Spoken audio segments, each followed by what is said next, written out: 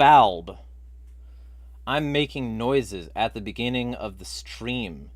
And I'm also irritating people who didn't want me to be able to stream and thought I couldn't because they thought they fucking got my account banned because they're bitches. Let me just unmute for a second, make sure my audio's crispy. Cool. Say words, somebody. Hello, hello, hello. Cool. How's it going? Hello. Cool. We good.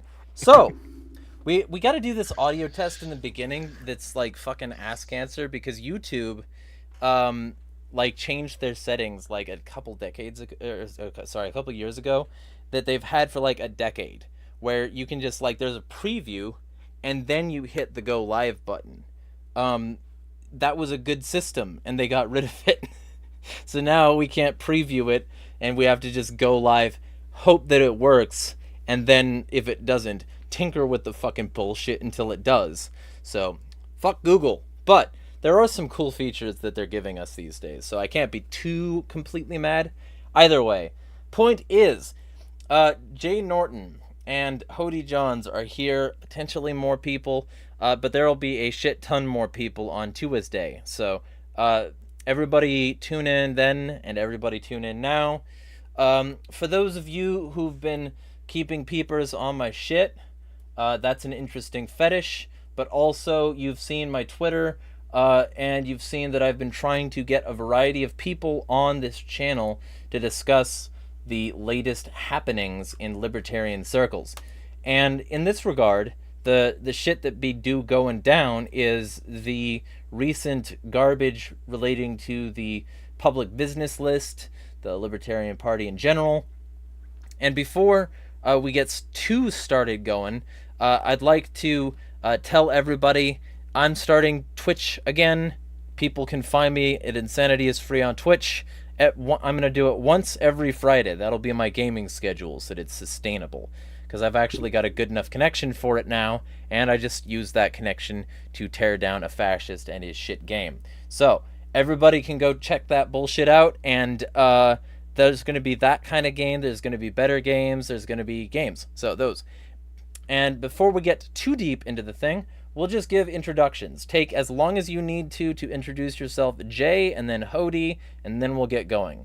And it's always fun to like have my weird ADHD bullshit, because like I'll do things like this with my hand because it feels right. I guarantee you that's a hand symbol that means something, and I'm gonna get accused of like masonry or some shit. Yeah. I got a politician. I got a knife hand. It like. Well, the knife hand isn't just politics. There's a whole veteran subculture. I didn't know that. You should describe that at some point in this stream, because that's funny, honestly. And also, like, you've got to make sure that you don't like overhead your knife hand. You got to not spear hand that too far forward. Anyway, go for it. Hey, I'm Jay, and I go by Armed Bear Caucus on Twitter. And I'm rarely viewed in person on Twitter, but everybody who knows me on Facebook as me.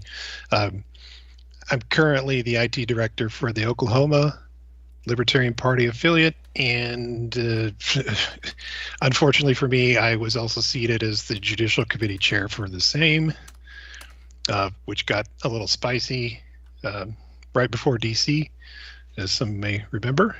Other than that, I have lots of opinions. I am a party participant, and that's kind of where I come from. People all over do liberty how they want to do. I'm choosing to do the party for a lot of what we do. That doesn't mean that's the only thing I do, but I do participate in party politics at the state and national level. Well, you know, go. I was just going to say I've been to, my wife and I have been to 3 conventions. Yeah. Well, technically, you know, you don't just participate, because you've got the bear thing. You participate. You're one of the only LP people who has an official persona. So. Yeah.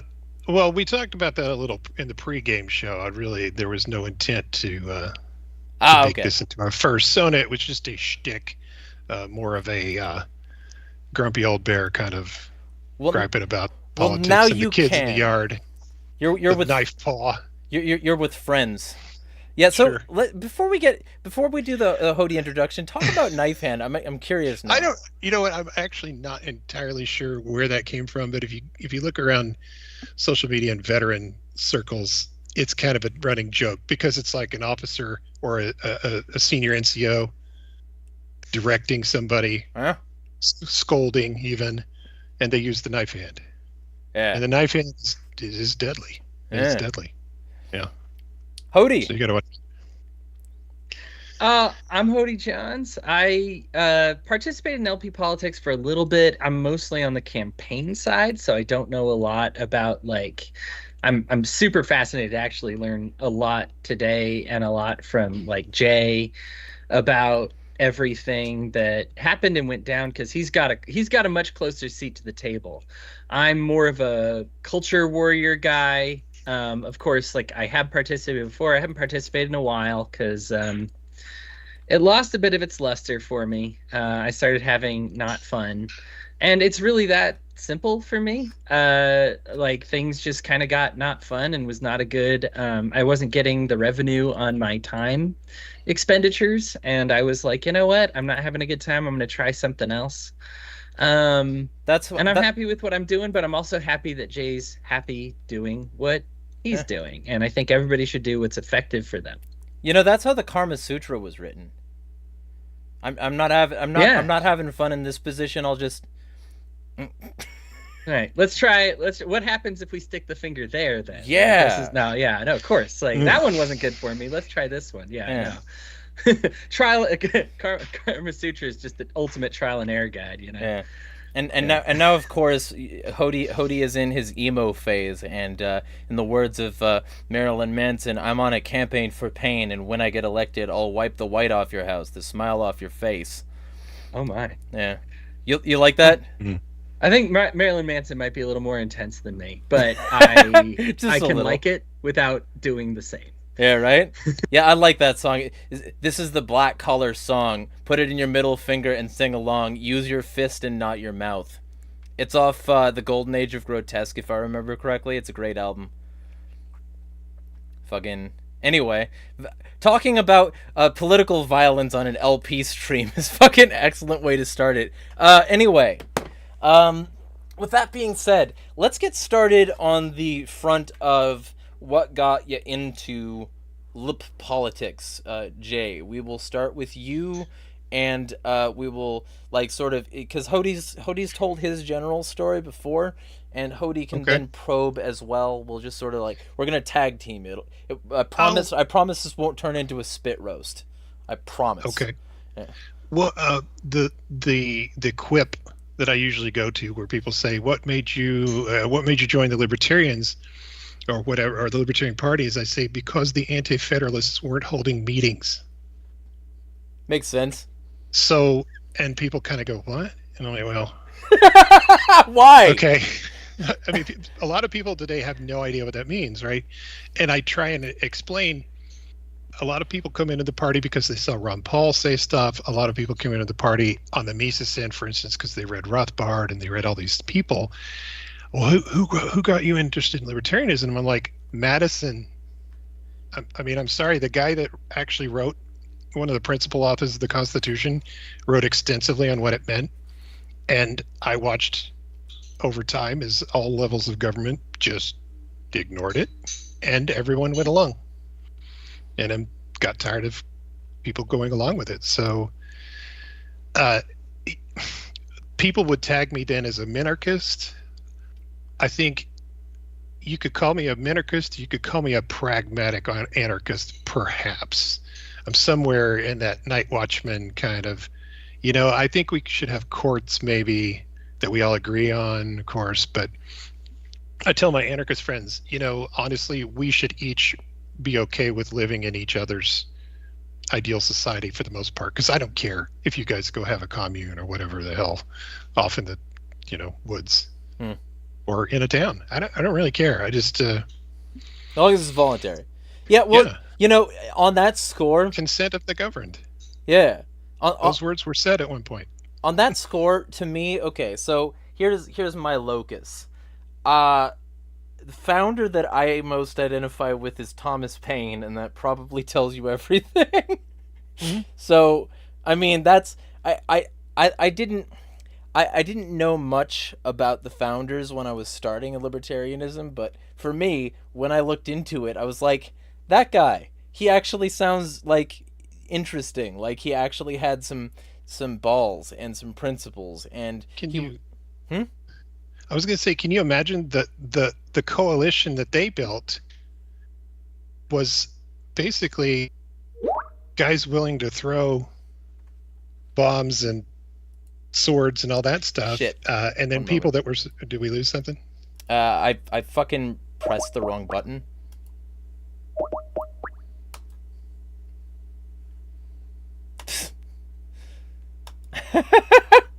Okay, guys. I'm gonna I guess I'll just black screen it for now. One moment. Fuck me. All right. I will have this up in a short bit. I apologize, y'all. We will get this going. I don't know why it's doing this right now. We'll just host a new meeting. Copy. Start.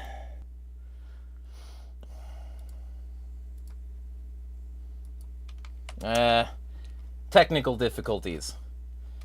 New link.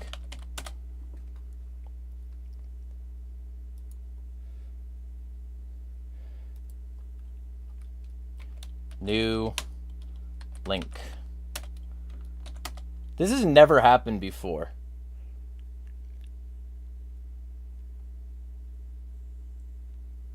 So, I'll get this going, get this back up. I apologize.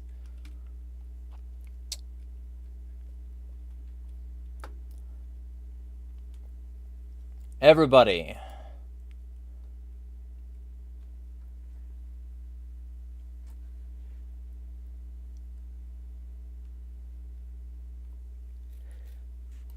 Hello.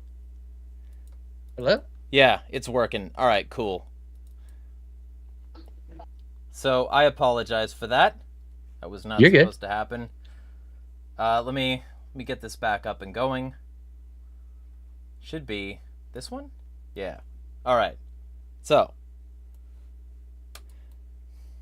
apologies to everybody in the actual thing. So, to explain what just happened, because that was fucked. I generated a link earlier for this call, and apparently that link didn't work just now, and I don't know why, but it didn't work for somebody who was trying to join, and so they tried to join the call, and it didn't work. And then I accidentally clicked out of the call to look at the thing, to look at the stream, the messages, and then the video feed cut, and I couldn't rejoin the call. So, hello. I fixed the fucking shit. I apologize. Are we? Yeah, we're still live. streaming? We're still live. Go for it. You were saying words. I don't even remember. What were we talking about, Hodey? Founding Fathers. Oh, Thomas Paine, yeah. I was going to say he was talking about Thomas Paine. I mentioned Madison, and then it, just kind of, my brain was saying, they had a coalition, kind of like what the LP looks like, in theory. Yeah. They had a bunch of small government people. They had some more radical people. They had some halfway anarchist people, and they got together and overthrew the most powerful empire on the planet with some friends. And the LP is supposed to be a coalition of people, and we can't hold a convention and get through business. Yeah. Makes sense. Because we want to fight about who's the right kind of person to be. I mean, can you imagine if the founders were all like, oh, Thomas Paine, he's nuts. We don't want him. We don't want those people. Or if they were that picky, they'd probably still be paying tax on tea. Yeah, well, so here's one of the things. I'm on board with certain aspects of the founders, like especially Thomas Paine. Thomas Paine is great, right? But George Washington can go fuck himself, because like the Whiskey Rebellion and the fact that he like connected a significant amount of American interests to Dutch gold and French money means to me that the U.S. was never truly independent because of a significant amount of ethical compromises that were made from the beginning. And if you ask me, that also sounds like the modern LP. Can't be independent because of a significant amount of ethical compromises. And that, I think, pretty much encapsulates a lot of the recent corruption that we'll be discussing today. So let's start then with that in topic. And not end topic, but in topic. Or ectopic? Whatever, the pregnancy. Let's start by talking about the recent business list bullshit. Because that was sort of the thing that kicked off a lot of this initial stuff for me.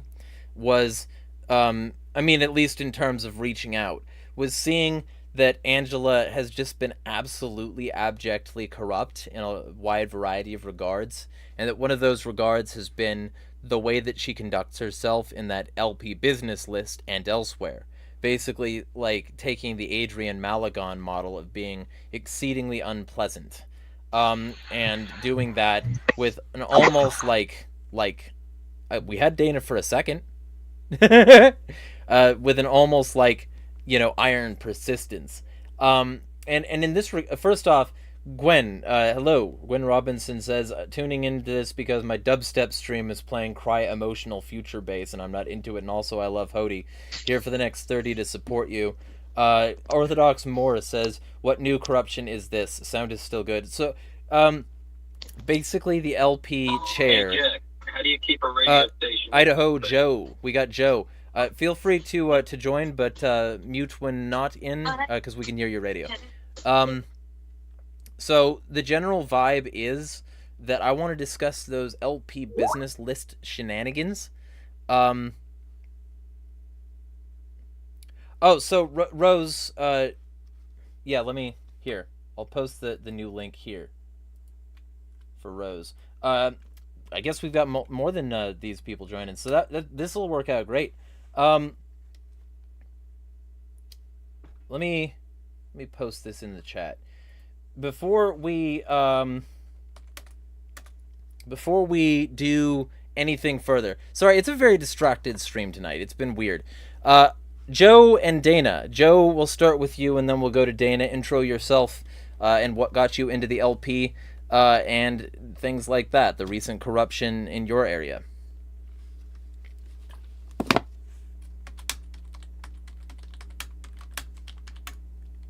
Joe. Joe? We cannot hear you. Go, go, go, Joe. I think you're muted. Also, you keep zooming in and out. It's like a 90s video.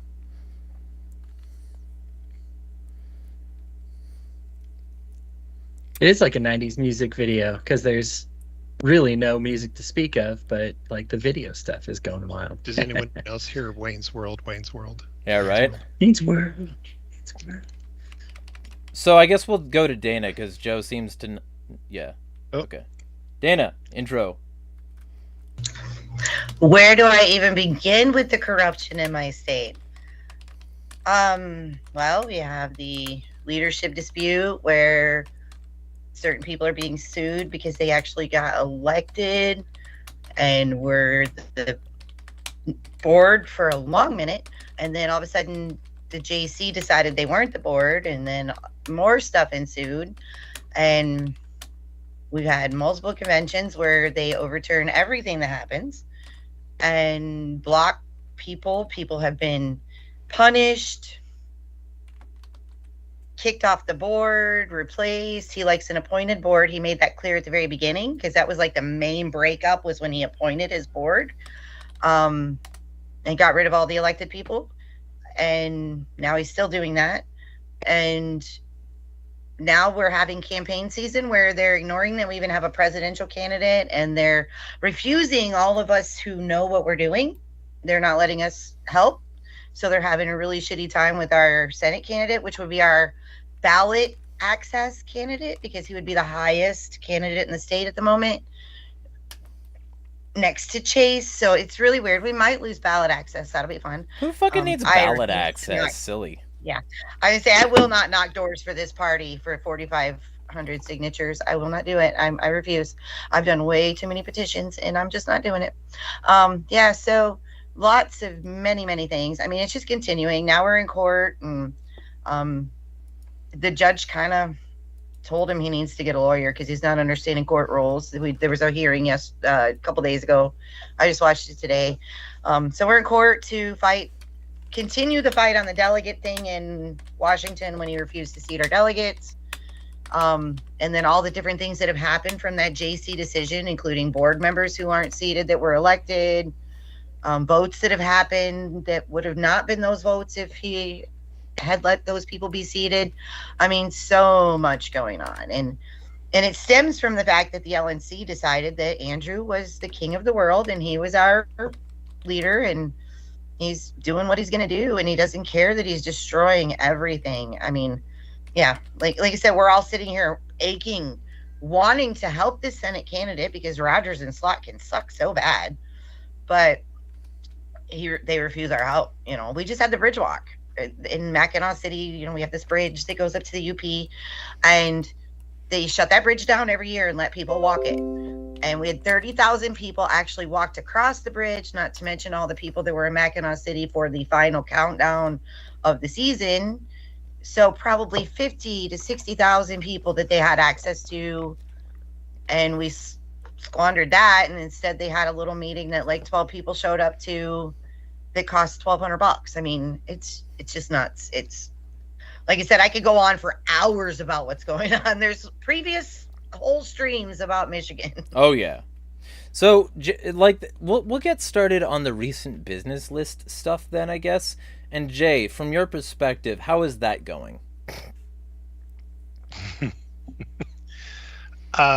First of all, this is a plug for my regional Keith, who's just been dropping bombs left and right. And happy, friendly bombs. So, I'm of course I'm Region 3. We talked about the regions that came out of DC. Region 3 seems like it's the resistance, if you want to call it that, against the current majority board. But I have never seen. And let me preface this. I haven't been in the party as long as many folks, but we have been heavily involved the past 4 to 5 convention cycles, I'd say. Maybe not 5, but 4. So, you know, after New Orleans in 2018, my wife and I showed up, and we've been hitting it pretty hard since then. So at the time, Nick was the chair, and we remembered that board, and I had a lot of critical things to say about that board, but I have never seen the level of juvenile, just ridiculous banter. Mm-hmm. You know, it's something. No, you're ugly. Okay. We have people, and I'm not saying it's all one-sided, or that necessarily that LNCs in the past have been models of decorum, because certainly that's not been the case. But I would have thought that if you're going to do business on a list like that, on a public email list that anybody can go look at, you might want to maybe not look like a giant ass all the time. Adrian has no problem with that. And I know that's part of his, you know, whatever, his shtick. Yeah. I use that word a lot, but I mean, that's his like gimmick. Is to, because from what I've heard, when you're talking to him, he's halfway normal, but I don't know. I don't trust that. I've seen video of, I think we all saw the Larry Sharp talking him down video. I mean, I wasn't there at the California convention, clearly. I just know that at the Oklahoma convention, we don't have barricades. Yeah, right. I mean, we're all packing anyway. It doesn't really matter. So Yeah, Joe laughed at that. He's from Idaho. They're crazier than we are. yeah, so Joe, you can introduce yourself, say like a spiel on the recent corruption in your area in terms of the LP, and generally like what got you involved. Well, so I'm Idaho Joe. Was a Libertarian candidate a couple of times here in Idaho. Reno was actually my first convention as far as major interests went. And we were dealing with a number of issues because actually some of the founding members of the Mises Caucus were involved in, well, the Idaho takeover. And it was rather amazing some of the shenanigans that were pulled, because initially it was like we had a split board. Half of them got their seat, half of the seats were taken by MC, half of them were taken by people who weren't really interested in one way or the other as far as caucuses went. And then they pulled some legalisms on us right out of Reno. Issues with the way we actually had a law regarding the precinct committeemen here about how the parties were formed. They turned around and our treasurer happened to be MC, and he turned around and assisted in getting the MC's appointed chair on the paperwork that replaced our then chair, which is how Jason Sorensen ended up holding the spot. Now we fast forward 2 years, the exact same process turns around and goes the other way. Reason why is because the Secretary of State isn't actually obligated to uphold the law on how the parties are formed. You know, we got a law that says, hey, this is how you do it. You know, we have a precinct committeeman process. This is how we do it.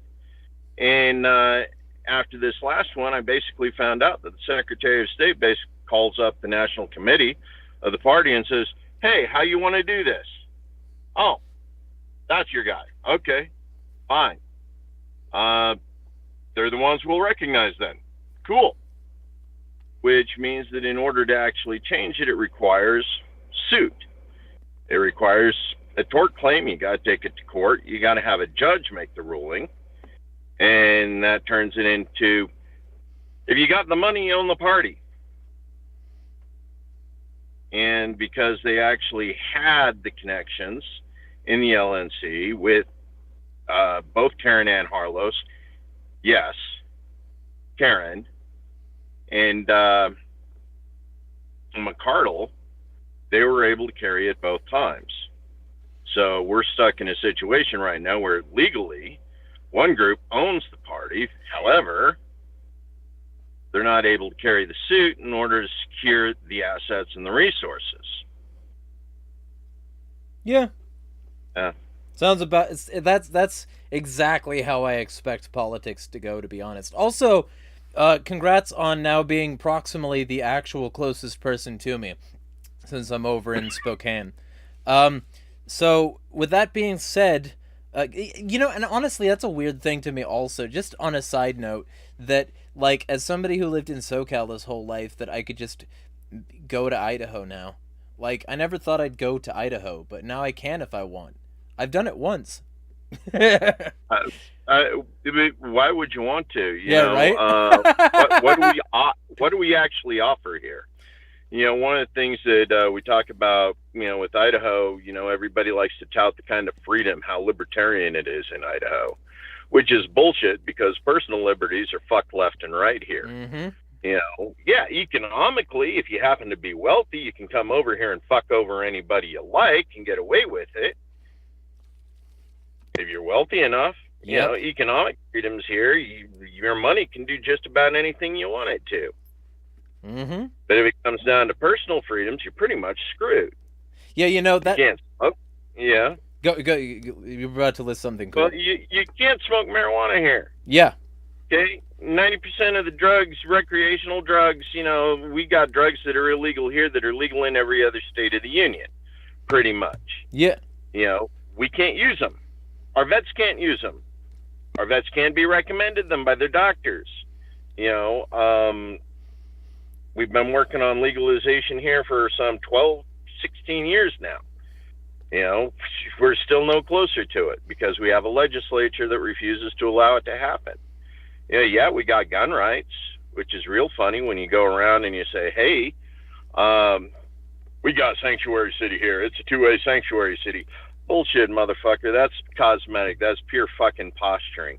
Reason why is because there's no way this legislature is going to take away gun rights anywhere. Do something real with it. Yeah. Legalize marijuana in your town. Get some trans rights up in that bitch. Yeah, trans rights are an issue. We turn around. We got problems with that here. Women's rights right now, reproductive rights. We got a government so small here in Idaho that it can crawl right up her poonanny and decide whether or not she can go in for care at any given time. Right now, as a result of legislation here in the state of Idaho, we actually have more Idaho women having abortions out of state than we're having abortions in state before the law was passed. Mm-hmm. And reason why? Well, because 33% of the OBGYNs in the state friggin' left. A lot of women are going, I'm not having a high-risk pregnancy in the state of Idaho, but I can't afford to move. Yeah. Our main labor and delivery here in Boise, St. Luke's, on average, they send a woman out of state who's having pregnancy-related issues that they can't treat here in Idaho at least once a week. Stick them on a life flight. She's on her way to Oregon, boys. So what you're saying is that you're a race communist, and that you should be deported. I'm just using Kaufman language. It's I think that's the rules. Kaufman. Those are the rules now, I think. Yeah. Well, yeah, they pretty much are. Reason why, and it's ironic as hell because every one in the MC, they're friggin' Hoppians. Yeah. How do you get any closer to being a communist in America today than identifying as a covenant community activist, covenant ethno community at that? No, man, we need our all-white gated community. That's what we're doing here in Free State. Fuck you, Jeremy. Mm-hmm. No, that's one of the ironic things is none of these individuals are actually interested in liberty. You listen to Dave Smith, it's about frat boy privilege. You listen to Matt Losby, it's about frat boy privilege. You listen to half a dozen of the others, it's about white Christian privilege. It's like none of these individuals are interested in liberty. They're all about preserving some concept of privilege about how Hoppe, however you spell it, goes on about homogeneity. The way we should set up. Yeah, homogeneity.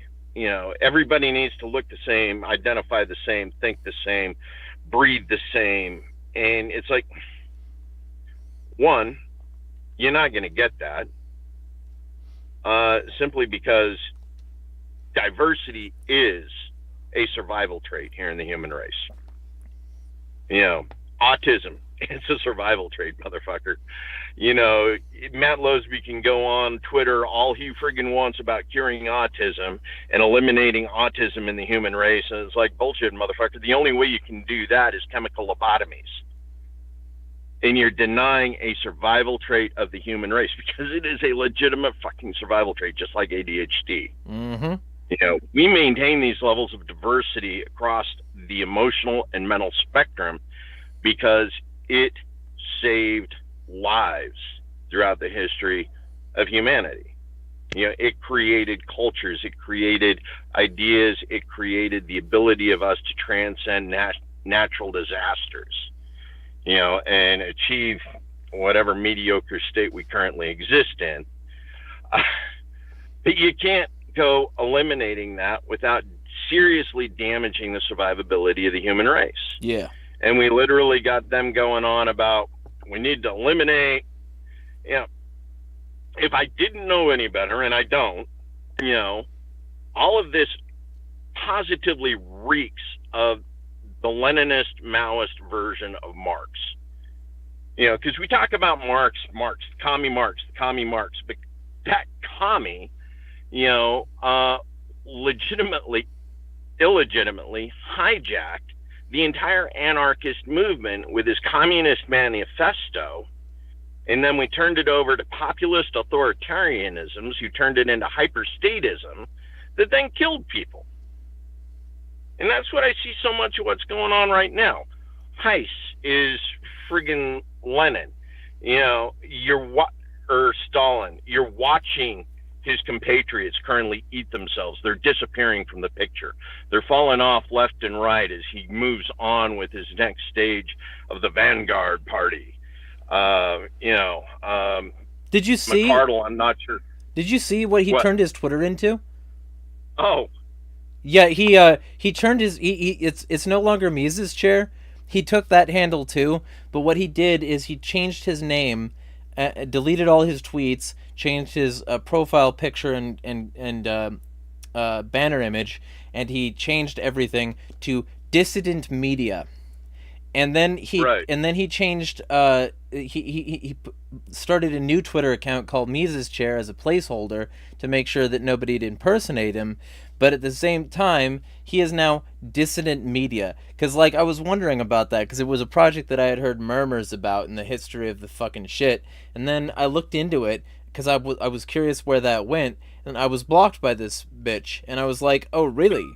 And so I was like, we've never interacted before. Why did you block me? And then I looked at I have certain tools that I use for OSINT to, rip people apart. And then I found out that he, used to go by Mises Chair, and I was like, oh, I see how it is. Because these motherfuckers, they would routinely delete posts that I would try to submit to the Mises Caucus Facebook group because I was speaking out against Javier Milei, and they wanted a united party in favor of Javier Milei. So the only posts in their Facebook group that were allowed, and the only posts on their official social media that were allowed to discuss Javier Milei were positive. You weren't allowed to oppose Javier Milei.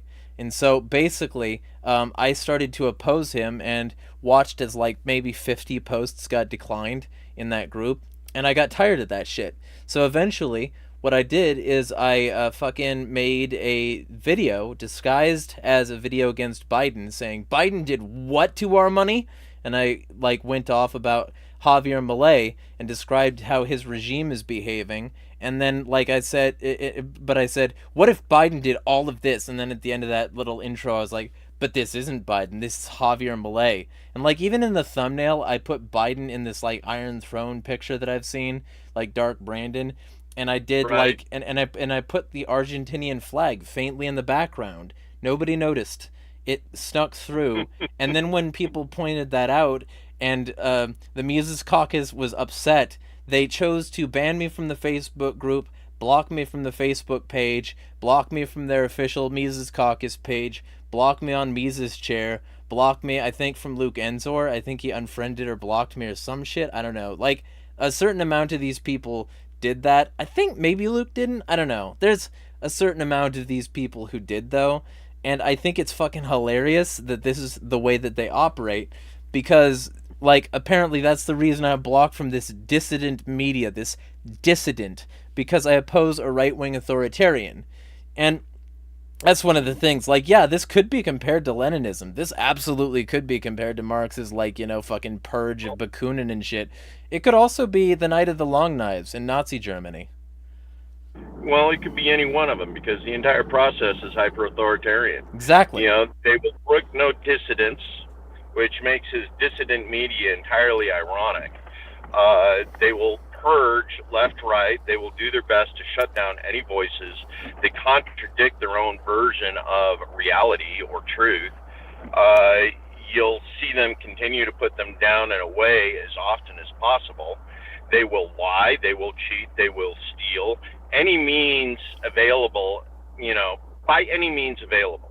This was one of the things that was actually ironic about the secretary of the Mises Caucus, was he's actually gone on about by any means possible in order to accomplish their end goal, whatever that happens to be. Now, we've seen the purges happen. We've seen it happen in state affiliates, where they use hook and crook. They use legalism. They use Robert's rules, I'm sorry, that statement is dilatory. Yeah. Dilatory, derogatory, the chair. Not well taken. Yeah, not well taken. Out of order. Moving on. Our next topic that we're going to discuss is going to be, I can feel the masturbation from here. Every time we turn around. And it's actually made us, a lot of individuals, not that we were particularly big on parliamentarians in the first place, but really beginning to reach that point of position where I'd rather see parliamentarians strung up by the balls and tarred and feathered. Hey, you shut your whore mouth. Parliamentarians don't have balls. I am personally so freaking sick of hearing Robert's Rules of Order and bylaws and all that BS. I'm a libertarian. I want to be free. This is what's done is they've weaponized it so freaking much. Part of if and when we ever do take back Michigan, our plan is to use this cute little book called Democratic Rules of Order. It's like 37 pages. 37 pages. Robert's Rules is like 900 or 1,200 pages, and you have all the addendums of, it's like the Supreme Court. It's like 1803 happened. Marbury versus Madison. We get to rule the world. We know the thing. You guys all suck. And also, they didn't like you saying anything was against the rules. They didn't like you talking about how anything might be like out of order. They just wanted to use it against you and the people like you. I saw those meetings. I sat through I think probably like 30 of them. Andrew violates 90% of Robert's rules every meeting he does. But when I said point of order, you're violating the rules. Oh, no, that's dilatory and not well taken and blah, blah, blah, blah, blah. I'm sorry. I need to mute you, Dana. Yeah. I will be a used to it. dissident. I like it when my favorite was when they kicked me off the board and I was supposed to get the same amount of time as Andrew, and about 20 minutes in, I'm not supposed to talk about it, it's executive session. Anyway, about 20 minutes in, oh no, we've heard enough from you. And I'm like, what? And then Leah muted me. I'm like, Leah has learned how to use the mute button. Yeah, right? Jay, you wanted to... I was going to say, regarding parliamentarians, I want to point out that the actual official parliamentarian of the LP, Mr. Brown, is a gentleman and a wonderful person. And he is fair and neutral. He's actually, I believe he's a Republican or something. He's not necessarily a libertarian. But, I mean, we've worked with him before, talked to him before, and he's just a really solid guy. And the problem with him is that they're not listening to him, which isn't really his problem. It's he's not telling them what they want to hear. He's telling them what the book said. Yeah. Right. So when I hear, I know people are frustrated with the weaponization of the rules and the bylaws and all that kind of thing. But in my experience, it's always been the best defense against a malefactor trying to weaponize the rules is to know them yourself. I mean, the part of our problem, legally speaking, in most states in the United States, is nobody really understands the law, and so then you end up with these people called attorneys who specialize in that, right? Well, you don't have to be an attorney to learn the basics of Robert's rules. And every time, and I'm actually, one of my things on my to-do list was to go ahead and get an RP, just so I could have that on my name when I argued with people online. But Alphabet soup.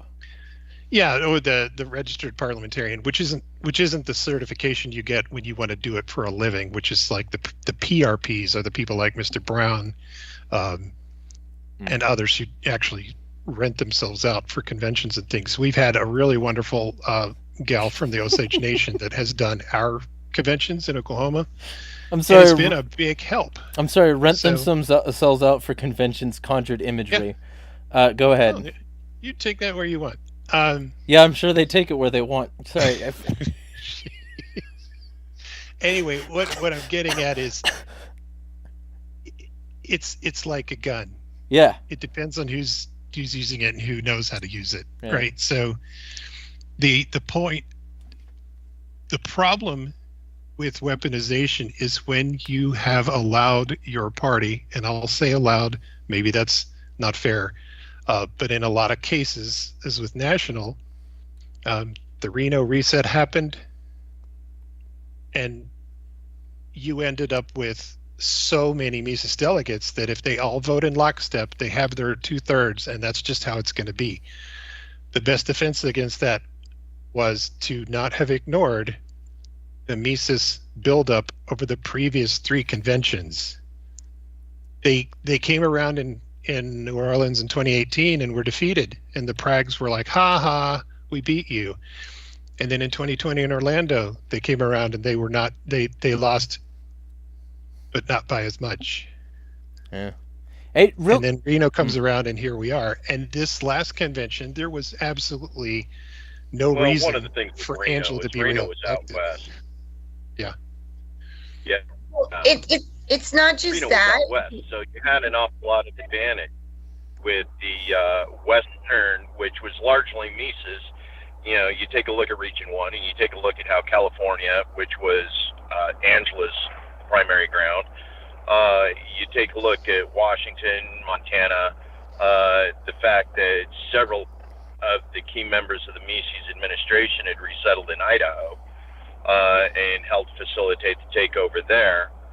You know, you were seeing an awful lot of that Western movement, and it made it convenient for them to stack the deck in Reno. You know, a lot of the Prags are East Coast. You know, you're talking Pennsylvania, you're talking Florida. You know, it wasn't within their ability to make the trip, so there were an awful lot of substitutes without necessarily knowing what those substitutes were going to do.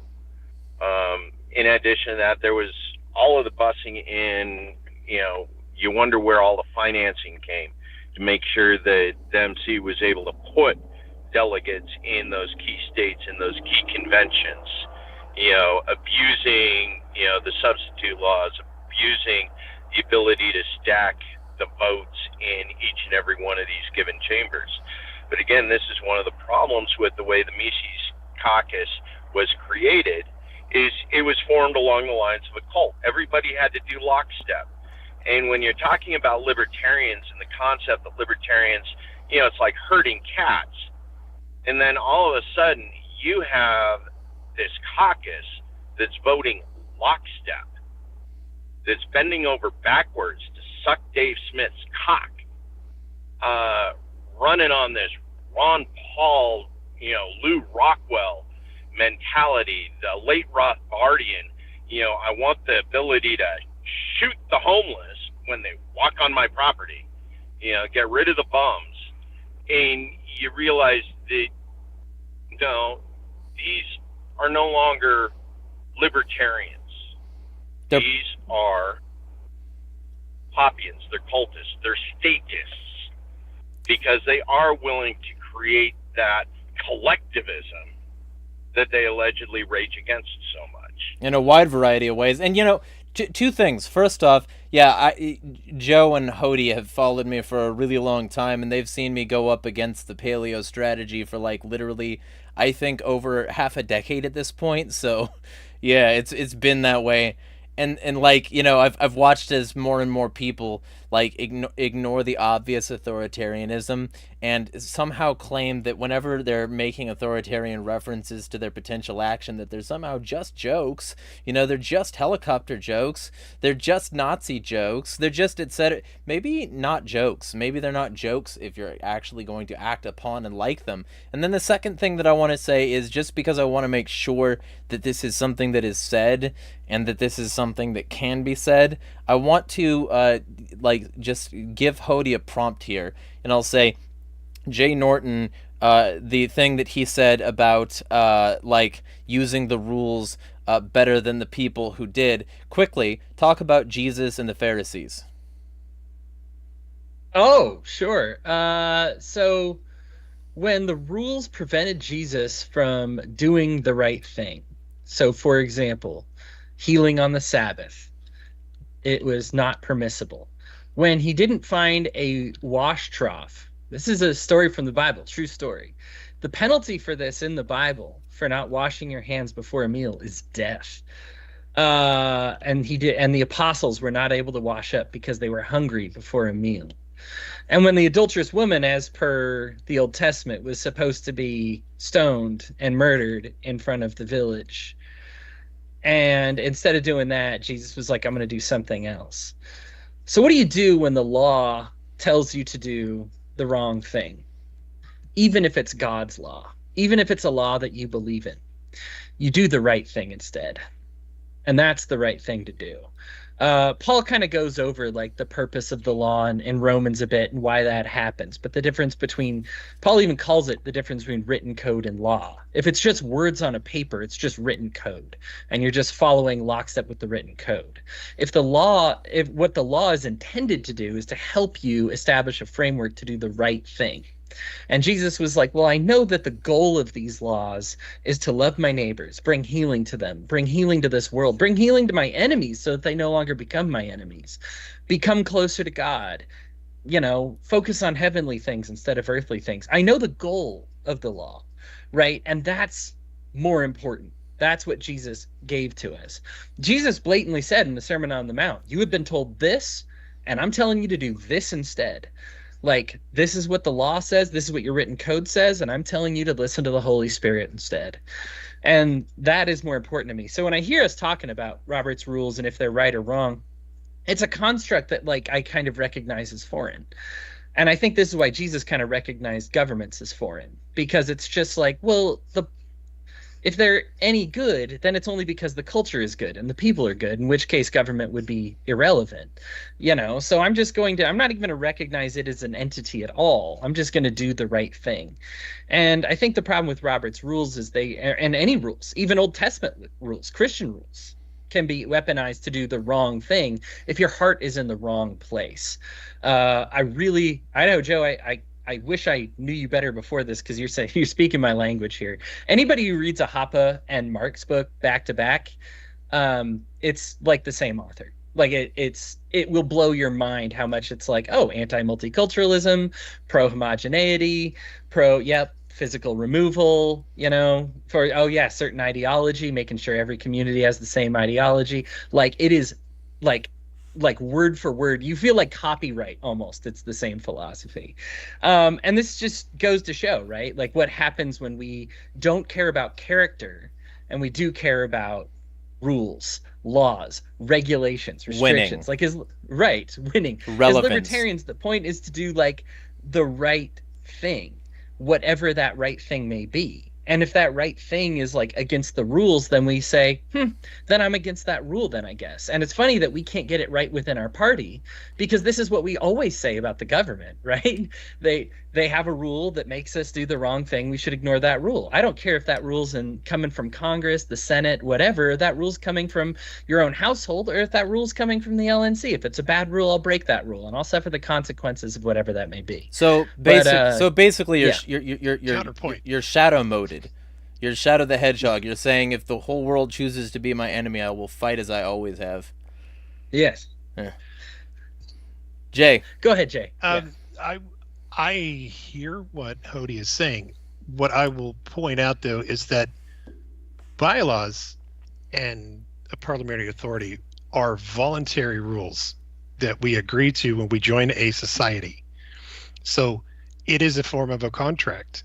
And if there are terms in the contract, the beauty of the bylaws in this case is you can amend them. If there's something that isn't working, you're supposed to amend them, but there is a process. And part of this, the reasoning behind this is doing it all above board in front of everybody. The whole point of Robert's rules, if you read the preface, because I'm a nerd, they talk about, and if you talk to these parliamentarians who've done it for a while, the whole point of this is to protect everyone's rights in the assembly, to protect the rights of the minority to be heard and to speak, and to protect the rights of the majority to not have to do something they don't want to do.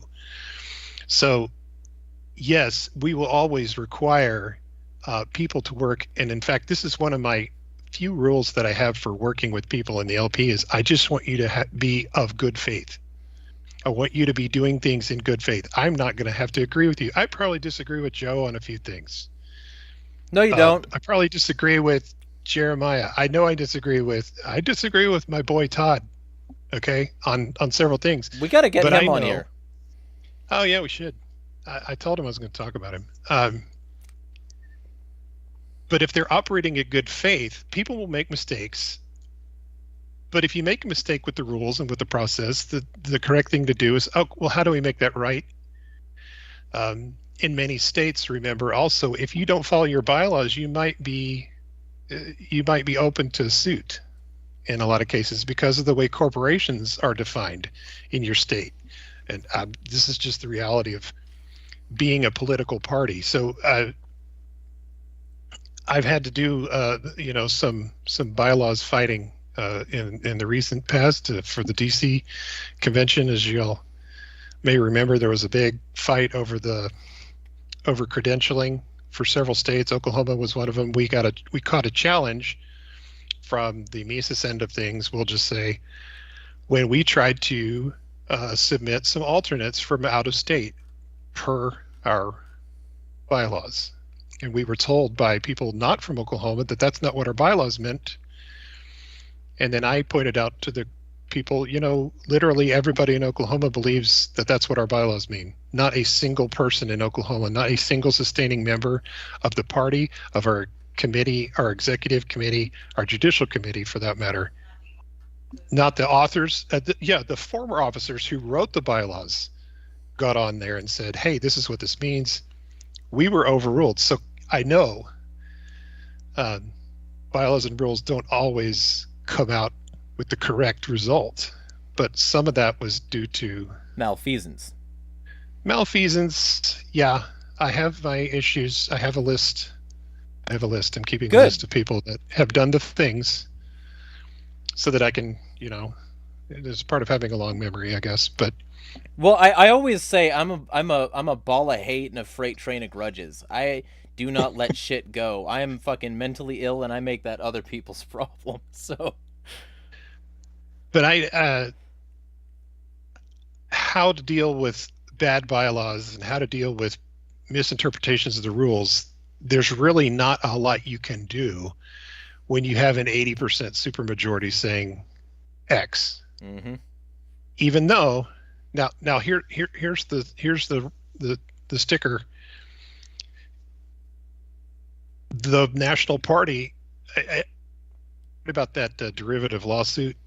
I was like, oh guys, come on, you're wasting everyone's time. We're about to have a convention. Explain that.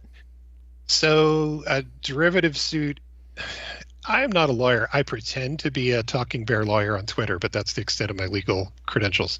It's my understanding. A derivative suit is when members of a corporation sue the board,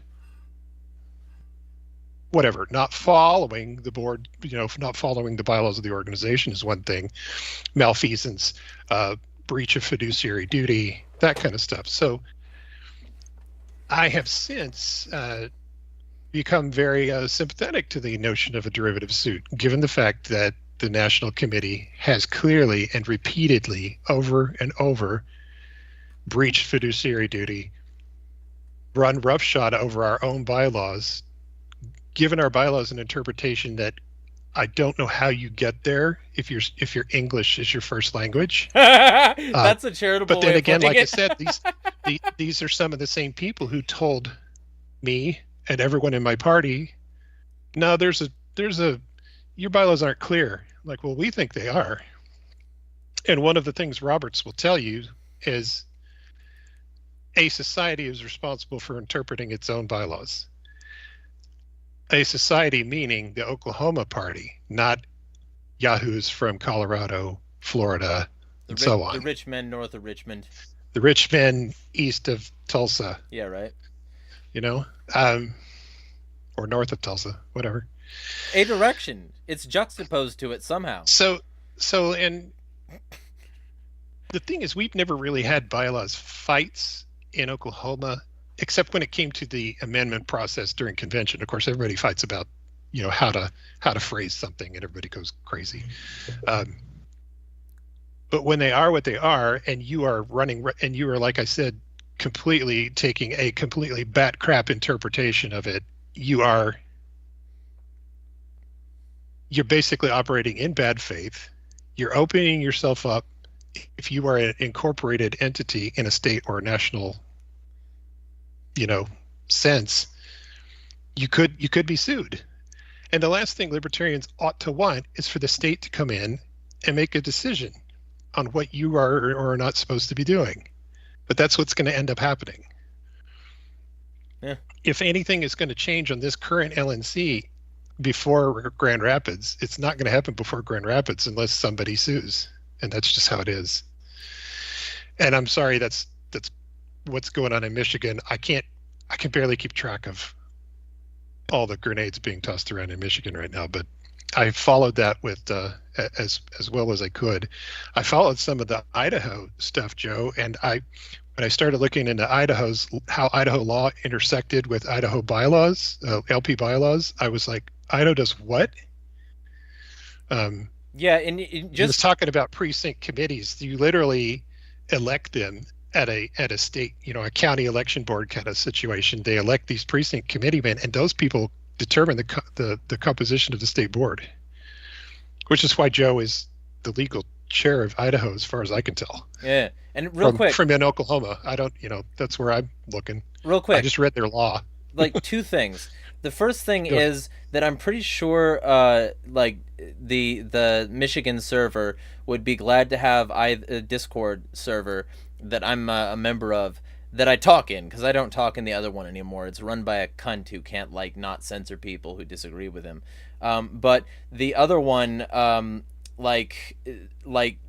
Dana's a member of, I'm pretty sure that they'd be willing to have you. So like both you and Joe. So feel free, and also Hodey. I'm pretty sure. So like feel free to do that if you want to get caught up on that. But it is a fucking dumpster fire, so I would not blame you for not. And then the second thing is we've got some chat comments that I want to get addressed. So the chat comments, I want to start with Rose, who is welcome to join, by the way. First off, saying surprised I didn't get in trouble for vaguely alluding to the fact that I was in on the joke that on that Biden post. Yeah, right? Yeah, see, that's the thing. Eventually, by the way, I forgot to say, both Joe and Jay are now in trouble because they're associating positively with me, which you don't get to do that. You're now a member of a cult or something, and everybody's going to, it's now legally authorized to hate you and blackball you. So just so you know. But the general thing here is Rose says, in all fairness, previous LP leaders have weaponized Roberts to get what they want. The MC was supposed to be above that bullshit, and they were supposed to win by being principled. She also said, yeah, that part referring to the busing and things that Joe said is bullshit. According to her, that they carpooled, shared hotel rooms, etc., because they agreed with the goals the MC claimed to have. There was no mysterious financial benefactor or backer. That was always a cope. In fact, Heise pretty thoroughly failed to get those big donors he promised us.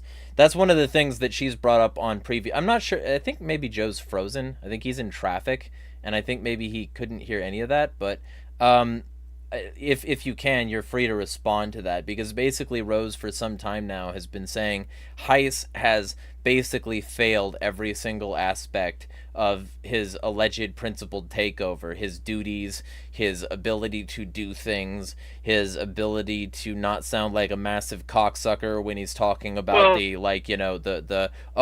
we didn't get precisely what we wanted and now it's somebody else's fault. Right. So you're breaking up really massively. Popular. Joe, you are breaking up massively. Do you mind disconnecting and then reconnecting?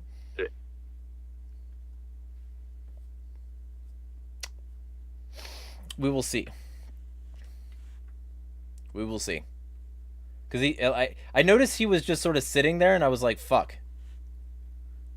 Like that's a power pose to keep that position, or he's eating a large hot dog.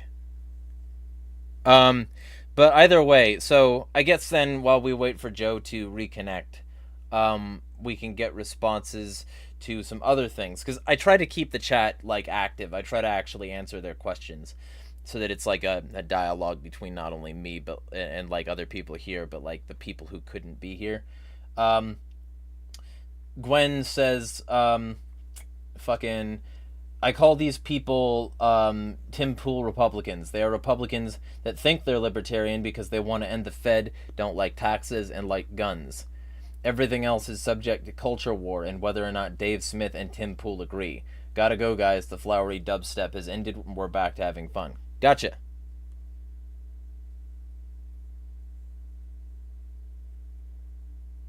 So, I guess we'll move on to the next comment. John Ponte says, I do wonder why the LP doesn't use a model in which each delegate represents a percentage of a specific state affiliate's constituents, so as to allow for greater democratic election. And then Jay says it's set up to represent a percentage of national membership, and he says, all right, I couldn't remember how the delegates were proportioned. You're free to explain that, Jay, if you want. Yeah, in brief, if you're like a nerd and want to read our bylaws, that's great.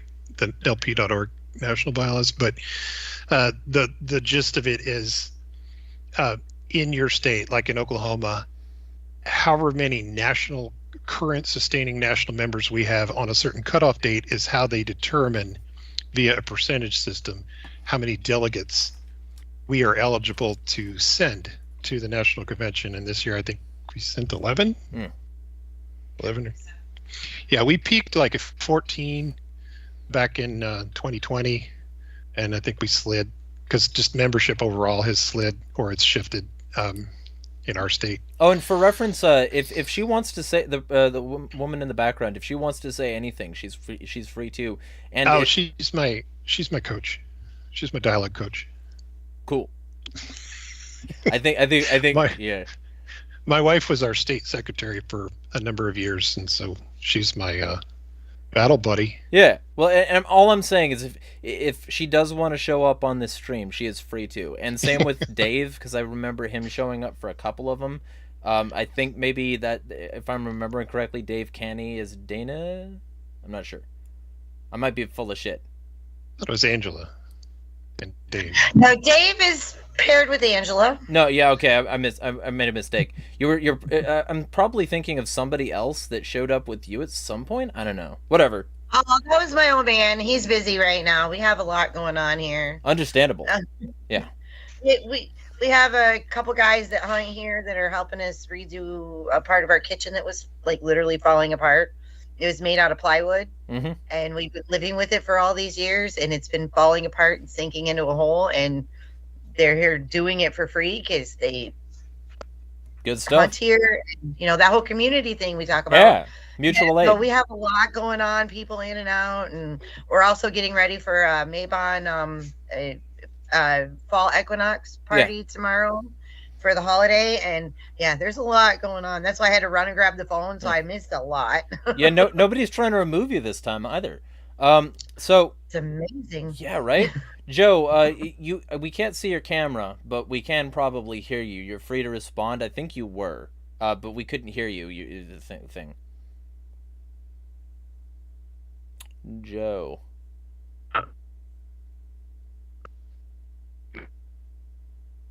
You are breaking up again, I think. Yeah.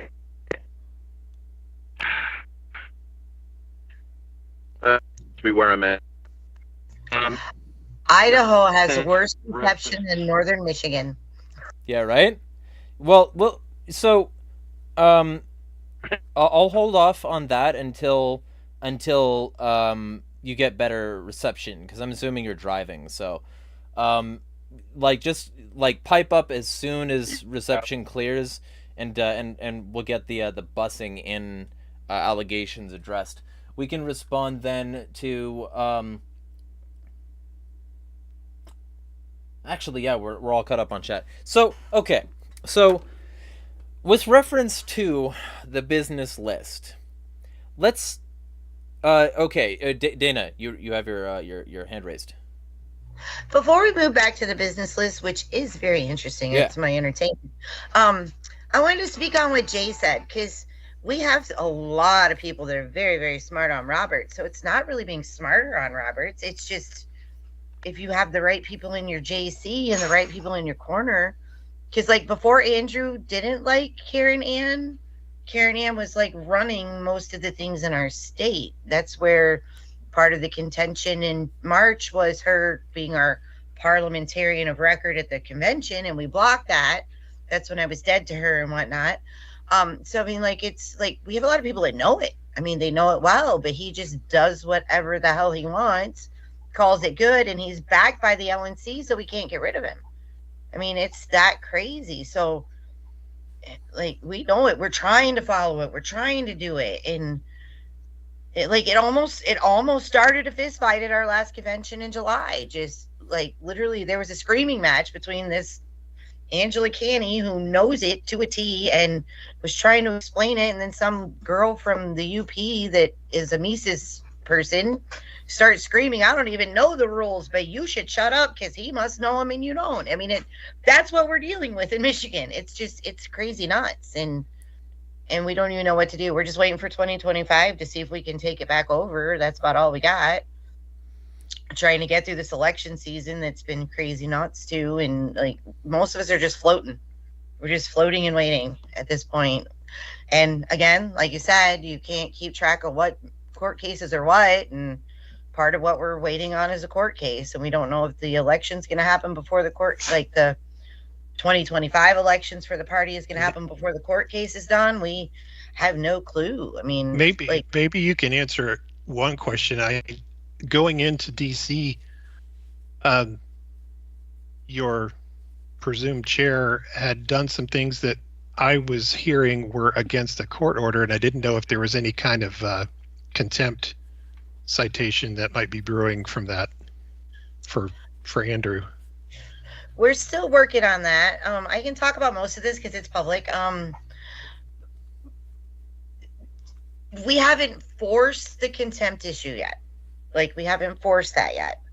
We're kind of in the asking and answering stage of court, and we just added some new information to the court case because of not only did he not seat the delegates, but he didn't seat duly elected board members, and a big crazy mess. So we just added to that. So there's going to be more ask and answers.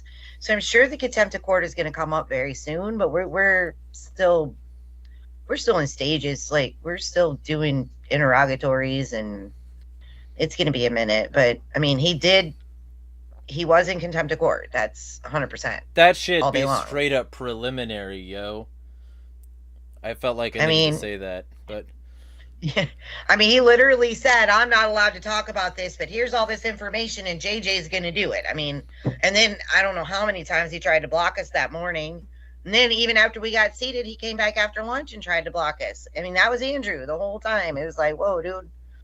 That reminds me of something I was saying quite a bit during the run up to DC was I would make these general comments and say things like, hey, a parliamentarian is not supposed to act as a litigating attorney.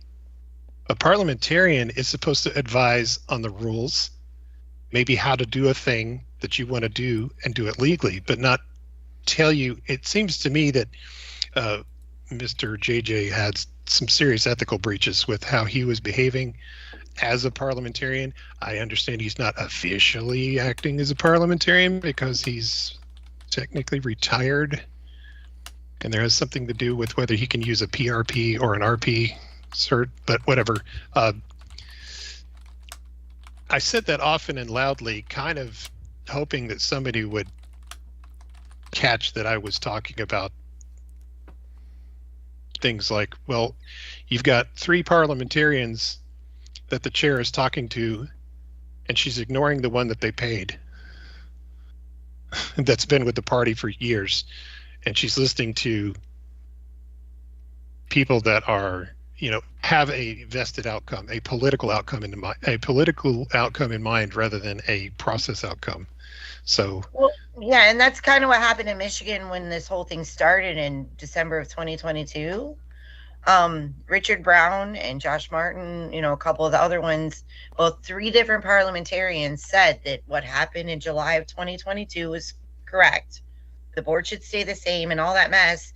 And then JJ came in with unicorn conventions and how it was special and all this stuff. Richard Brown to this day will tell you none of this should be happening in Michigan. None of what happened in December should have happened. But yeah, they're not listening to them. JJ came up with the answer they needed at the time to do what they needed to do. And that's what we're living by here in this state. What happened in December of 22 with JJ and all that notice requirement and all that stuff, every single thing depends upon that. Whether we go to DC as delegates, whether we get the board members that were duly elected at conventions seated on the board. I mean, it's like we're fighting a losing battle. That's why we took it to court. That's what we were talking about earlier. Eventually, and unfortunately, that ends up happening when you have a supermajority that's acting outside of the norm. Yeah, and I'm an anarchist. I don't believe in getting the government involved, but even in an anarchist utopia, you would have somebody to decide the problems. Well, and in this case, your political parties are a construct of the state, so there's really the only way you can go fix it in this sense. Well, and that's the reason, because here's the thing. Like, from my perspective, I can know the facts of the situation and deliver them to the best of my ability.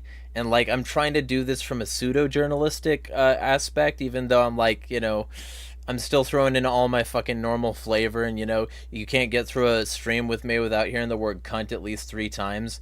But, like, the general thing is that, I'm an anarchist.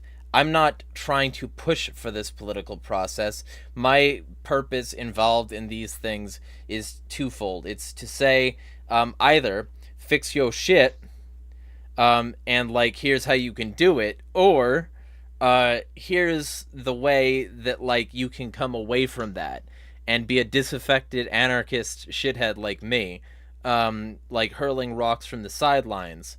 But either way, I just want the facts out there. And from the varied perspectives. So I have those people on my show, and I'm one of those people. You're not allowed to talk to me. This is against the rules. So the general vibe is that's what I think. I'm not trying to get a Libertarian Party success here. I'm trying to get the Libertarian Party to be successful, or scrape all of the people who wanted it to be and have the legs to make it run into better organizations and organisms like mutual aid and direct action. So, that's my purpose here. And that means if, my streams have the impact on the Libertarian Party, or my articles, or the articles of people who are in my circles, like the excellent work of John Ponte at the Liberty Sentries, or, a variety of other people, like I mentioned, Hodey does good work with Love First Christians, and Kareem and I have got this little project we're trying to start called Anarch Unity. There's a lot of stuff that's that could have an impact, and either I want that impact to be the Libertarian Party gets its fucking shit together, or the people frustrated with that not having happened get their shit out of there so that it can go where it's valued. So that's been my goal from the start. Like, I don't care if I burn it or if it like just burns the chaff. What you said makes me think we had maybe briefly touched on this in the pregame show, but there are many different aspects towards what they call the liberty movement. There's a larger movement, and it consists of things like mutual aid, societies even, or just informal groups, or protests, or marches, or whatever, even dare I say PACs. The main problem here is genetic, in a sense. The Mises Caucus fundamental error, and maybe they don't care at this point, maybe this is part of their plan, and they took a lot of heat for, oh, you guys are a PAC. I'm like, okay, so they're a PAC. As long as they don't try to run the party as a PAC, I don't care. Go do your PAC things. Go support anyone you want as a PAC. Maybe you're the Liberty Republican / Libertarian Light PAC. I don't know. Maybe that's really what they are, but they shouldn't be trying to use the LP, a party, as a PAC. And that's where all this fighting's happening, because the party was not designed for that. It's not built for that. The original agreements were not that. The statement of principles does not point to that. The bylaws don't point to that. And anyone who says otherwise is deluded or a liar. So you mean to tell me that David Nolan in the beginning did not have in mind fundraising for Robert F. Kennedy Jr. and Donald Trump? You fucking traitor. You're a race communist. Double knife hand. Yeah. Double knife hand. So yeah. I like to tell people a neat experience that we had on our way to Orlando in the Liberty minivan. Real quick, Joe, go ahead. You are trying to speak, but we cannot hear you. I'm actually having a conversation with my daughter right now. Oh, okay.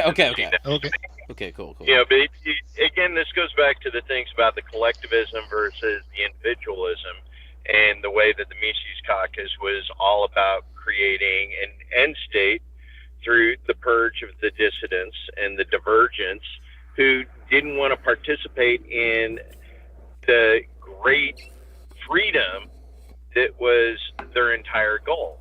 You know, they wanted their anarchy, monarchy, society to be very specific. Now, going back to the issue of Reno and the whole idea of busing in and taking over the conventions and running things like that, okay, yeah, a certain amount of that is coke, but at the same time, when they chose Dave Smith as their flag carrier, going into Reno, saying, everybody come to Reno and we'll put Dave Smith on the ticket. Mm-hmm. Okay, that was a huge dog whistle for the frat boy center. The incels jumped on that with unrivaled abandon, like friggin' hyenas on a carcass. And they all flooded into Reno. They all flooded into these conventions in order to guarantee that Dave Smith was going to be on the ticket, because Heist told him he was going to be there. And, Reno wasn't even closed before Dave walked back that. It's like, next thing you know, nope, I'm not going to run for president. I'm not going to run as president of this LP. I'm not going to run for president of a Mises Caucus run LP. I have more important things to do with my life. And that's one of the reasons why contentions got so bad in Washington, was it's like their standard bearer, the person they all came, had been replaced by Rectumwald of all people, who couldn't handle his friggin' edibles. The incredible naivete of the entire organization, not even being able to count on the people who pulled them all together.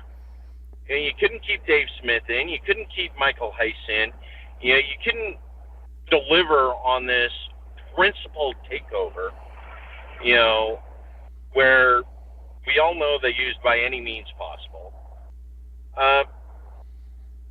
Yeah, I mean, Rose can claim that, the busing in was cope. And to a certain degree, yeah, I agree.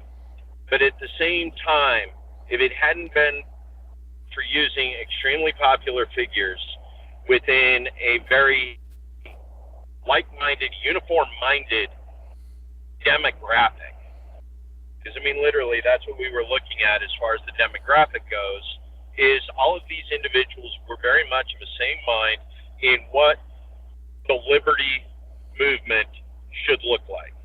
It should look white, Christian, male, and the strong shall rule the earth. And which was funny because a lot of them are pretty weak. Well, what I'll say is, because Rose is in the chat, says, plenty of us who joined are not fucking Proud Boys nor incels.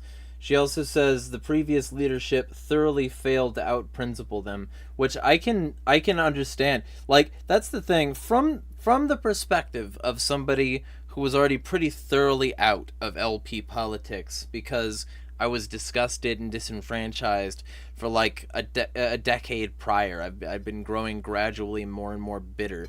The Mises Caucus takeover sounded like a good idea because, like, I didn't like what Sarwark was doing with the joint. I didn't like Gary Johnson and his fucking the NAP goes over my head. I won't say taxation is theft. I won't like talk about the like what's Aleppo shit like that. What? Bake the cake, yeah. Bake the fucking cake. Yeah, and so stuff like that, it's sort of to me, like that, all that, and it's not just that, but it's also like, Arvin Vora's sketchy comments about children. It's, the fucking laundry list of people who were just like sort of surface level about a lot of stuff.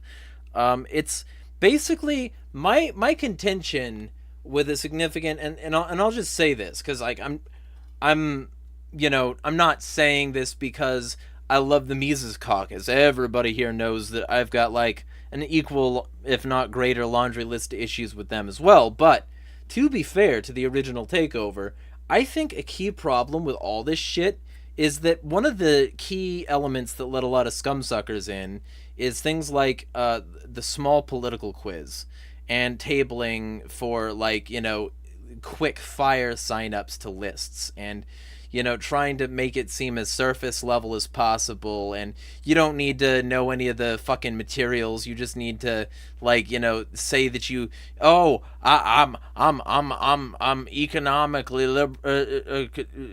like conservative and socially liberal. That doesn't mean anything. Fuck you. Shut the fuck up. It's like that. It's one of those things.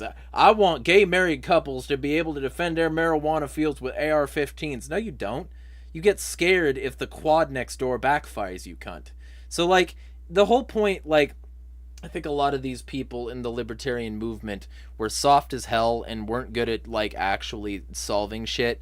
And that it resulted in a lot of loss of principles. It resulted in a gradual brain drain from the libertarian movement over to the GOP into the Ron Paul crowd, which was part of where I went. Like, I was a Ron Paul guy after I found out how milquetoast Gary Johnson was. I was like, this motherfucker ain't talking about ending all the wars, ending the entire war on drugs, ending the Fed. He's not talking about, like, the military-industrial complex. He's talking about, like, what's Aleppo. He doesn't even know how, like, Syrian politics work. Like, so my deal was that the MC takeover on paper sounded good because I'd read Mises and because I had read a lot of Austrian shit and because maybe, even though I was, starting to read a whole lot of leftist shit at around this time and I was on board with coalitioning and I'm still on board with that and I still want, like, the commies to work with me, like, maybe, at least, if these people had some goddamn principle, they could fuck some shit up for once. That didn't end up happening, but I will say that it's not all just like, people with pointy hoods in their closet that want it in. Rose says, get your shit together and take back the party. You lost in DC too because you failed to offer viable alternatives. They hate Angela so much, yet who did they run as an alternative? Rutherford Lamau. I would have happily voted against Angela had there been a decent alternative. I spent a lot of time being pissed at the MC, but the fact remains that the old leadership got booted out for a reason. So Dana's got her hand up. Real quick. So we'll do Dana, then we'll do Joseph, then Jay, I'm sure, has a shit ton of shit to say. Well, there was like a lot to unpack there. Me? Everybody knows that I was Mises friendly. They came in. We had just gone through COVID, and here in Michigan, as well as the national, they didn't handle COVID well, in my opinion. I live up north. We were just living life, and like, but the Queen was trying to tell everybody what to do. So that was when I kind of had a disconnect and went back to just not being part of anything, or for the first time, not being part of anything, because I was a Republican, then I became an anarchist, and I joined the Libertarian Party, and I was going to do the dreams of Nolan. I didn't give a fuck who got elected. I was going to spread the message with the pulpit that the plan was to be. Other people wanted to elect people. That's cool too, because that's been going on since 1972 as well, right? But then Mises came in. They're like, we're going to be the alternative to what happened in 2020 when the Libertarians didn't do the thing. And we're going to do this and we're going to do that. And then after Reno, like, this decentralized revolution wasn't really broadcast the way it is. So after Reno. And I was like, well, what is decentralized revolution? Well, we're going to get people elected to local office. I was like, holy shit, we already have people elected to the local office. And you know what they did to the people elected to local office? Donna, she's one of the people on the lawsuit with me because she was denied delegate status. Exactly. So you're going to reinvent the wheel, and you're going to purge everyone and tell everybody to fuck off and, you know, be a total fucking cunt to everybody. But wait, Andrew was put on our board in 2020. Daniel was put on our board in 2019, and they were good dudes. We partied in 2020 on the hill, doing mushrooms, smoking weed, having a fucking blast. Now they hate us because we said, dude, you're fucking up. I mean, that is what we're dealing with here. And I'm sorry, it irks me. Don't be, like, this is the anger channel. People they are suing, they literally freaking did shrooms with on a hill and had a good time with. Watched the comet on the ski slope. I mean, it was beautiful times. But now, complete enemy. Like, I was told, you can't be talking to them. I'm like, dude, you just fucking did shrooms with them like 2 years ago, you know, or 4 years ago. Mm-hmm. And now you hate them, and I'm not allowed to talk to them because I'm on your board. What the fuck? I've known these people for, some of them, like, over a decade, you know? What the hell? Yeah. Well, and first off, no need to be sorry on this channel. This is, you're with friends of anger. We can yell. So, and then the second thing is, that was something that always pissed me off. There was ain't shit decentralized about that, and it wasn't a revolution. And so the whole thing, like, my original idea that I sent to these people is, you should have, like, referral systems for people.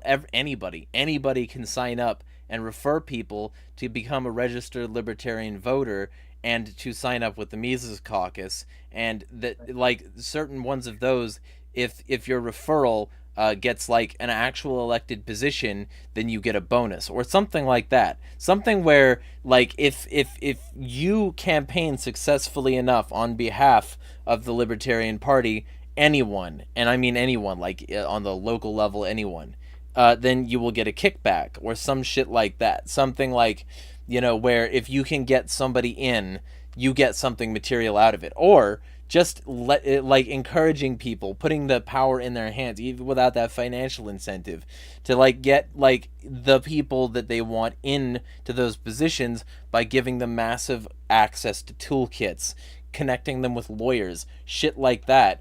Things that can get actual action done on an individual level, pointing them in the right directions, coaching them, getting shit done. That'd be a decentralized revolution, not Angela saying, if you don't do what I say, you're out. And that's a significant amount of what this shit has been. Joe, you got your hand on the button.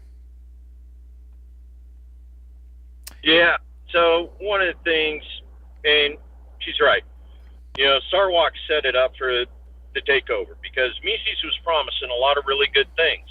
You know, we saw an awful lot of familiar faces, principled faces, trusted faces in the Libertarian Party shift over to assist with the Mises caucus.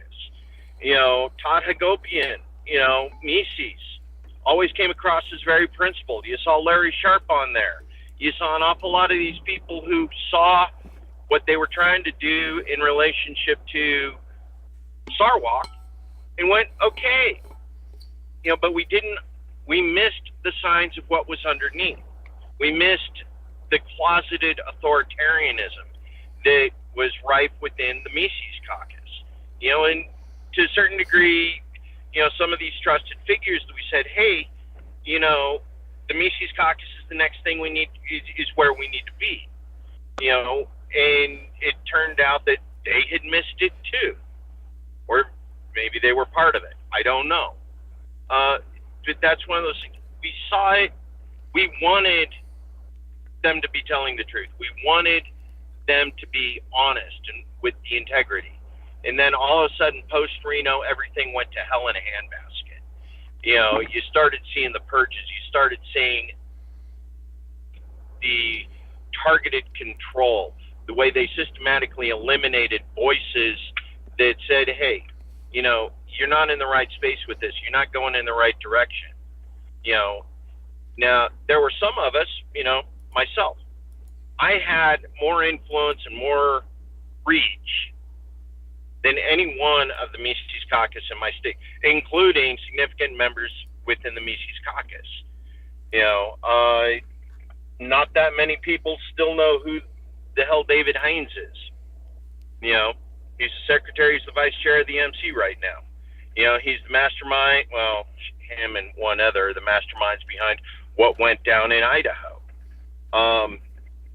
You know, the party itself, you know, we still see that certain personalities, once they've distanced themselves from the Libertarian Party, once they distance themselves from the MC, they still continue to have greater amount of influence over the liberty movement, the anarchy movement, than either Michael Heiss or anybody within the MC.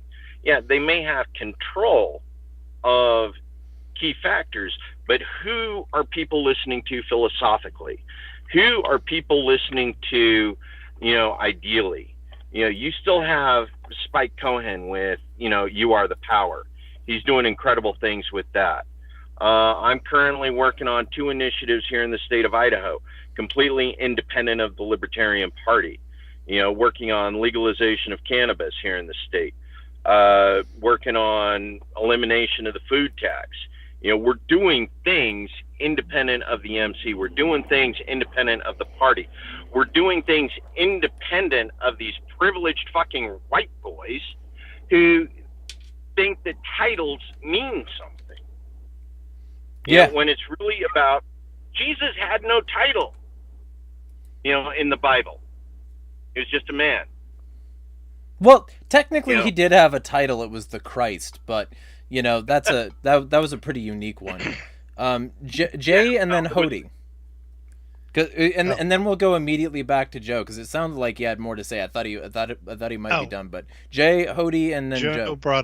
Joe brought up titles, and people hang on to titles, and I think we've all seen that at all levels of this party, and it's been a perennial issue where, you know, if the party gets too big, if the pond gets too big, then I don't look as big of a fish, right? So I don't need to be a big fish in a little pond, or even a big medium fish in a big pond, or any kind of pond. I want to help, and I want the entire country to shift. I want us to, there to be a seismic shift in how we view government, like a lot of people. I was gonna, based on what Dana said earlier, I was gonna tell a tiny quick story about riding to Orlando with Frank Robinson. Frank was one of David Nolan's dudes, the guys in the room, and so he's one of our treasured elders, I guess you could call him. He'd probably hit me if he heard me say that. But anyway, I said, Frank, who were the first people? Who were you guys back then? He goes, well, we were basically a bunch of Republicans who hated Nixon and a few anarchists. And so back, kind of bringing this around to the larger point of the fundamental error of Mises is to try to turn the LP back into a more GOP friendly thing when the founders of the damn party left the GOP for a reason. And I don't see how anyone can imagine that the GOP of 2024 is somehow more libertarian than the GOP of 1972. Yeah. Or 70. I mean, the Goldwater wing of the Republicans died, right? And those who were left became us. Many of them, right? So that's the legacy we've been trying to maintain, and that's the reason our statement of principles say what they do, and why we're supposed to be carrying this torch as a party, as a distinct political alternative to the GOP and the Democrats. And so I don't know if I'm just rambling at this point. I just wanted to throw that out there. When you got 18 hours to Orlando in a minivan and you got Frank Robinson in your backseat with a guitar, it's kind of an experience. Well, you can't carry the torch anymore. That's copyrighted. Hodey. True. Dana's like, I'm not going to say shit. Chicken on a stick. I think since we're popping this part out about it, like, I just think there's a culture about it. Like, I know Jay intended to kind of push back on me a little bit, but I actually agree with him there that it's not the rules that are the problem. It's really the heart of the people using the rules, right? Like, Jesus was a Jew, followed the rules mostly, like I said, except for a couple when they got in the way. Pharisees, Jews, followed the rules except for a couple when they got in the way. Difference is Jesus is breaking the rules to not kill his neighbor, to make sure people are healed on the Sabbath, to make sure that, like, people get fed when they're hungry. Pharisees are breaking the rules in order to turn a tasty profit on some sacrifices, in order to kind of make people feel like they're sinning a little extra, so that way they get a little extra cash flow for their government, and for themselves, and getting a little, like, the benefit choice of politicians. So really what it is I think, and I agree with the sense that that gatekeeping doesn't really help us all that much. What's the issue is at the core. Like, we always want to ask ourselves, like, oh, well, how do we gatekeep this party? Well, really, I mean, every racist in America in the last, 50 years has dipped a toe into the Libertarian Party. The thing is they bounce real quick because they're like, oh, man, this place is all about, personal accountability, and my plans are not really well loved when people have freedom of expression, and people are free to spend their money however they choose. People don't choose to associate with me very much. So there's a reason that happens. And so what we want is, when you have a party, you don't need a bouncer at the door if the theme of your party is repulsive to bad people. So if the theme of your party is, hey, we love our neighbors, we love our friends, we love people to have here, we even love imperfect people, we look forward to educating you, we really relish the opportunity to kind of get your heart to change and start thinking more like a libertarian. When things start to rot is then when you make that core and go oh, racism, oh, lynching trans people, woohoo, that's funny, I'm gonna spend all day on Twitter talking about how funny that is. Yeehaw! Oh man, the Confederacy, those are our colors right there. Then all of a sudden what you do is you say, oh, okay, so now instead, when I have somebody that wants to reestablish slavery in the Confederacy, or I have an LPNH that wants to deport black people, so, if they agree, or they can stay as long as they never complain about the country ever again, or tell anti-Semitic jokes, or instead of us bouncing them, we keep them around, right? We go oh, they're our most based affiliate. They're so freaking awesome. This is why, I mean, Jeremy Kaufman even commented on this, where you see that top right and bottom right actually touch on that chart, that little, it was a joke meme, right? Where they actually touch.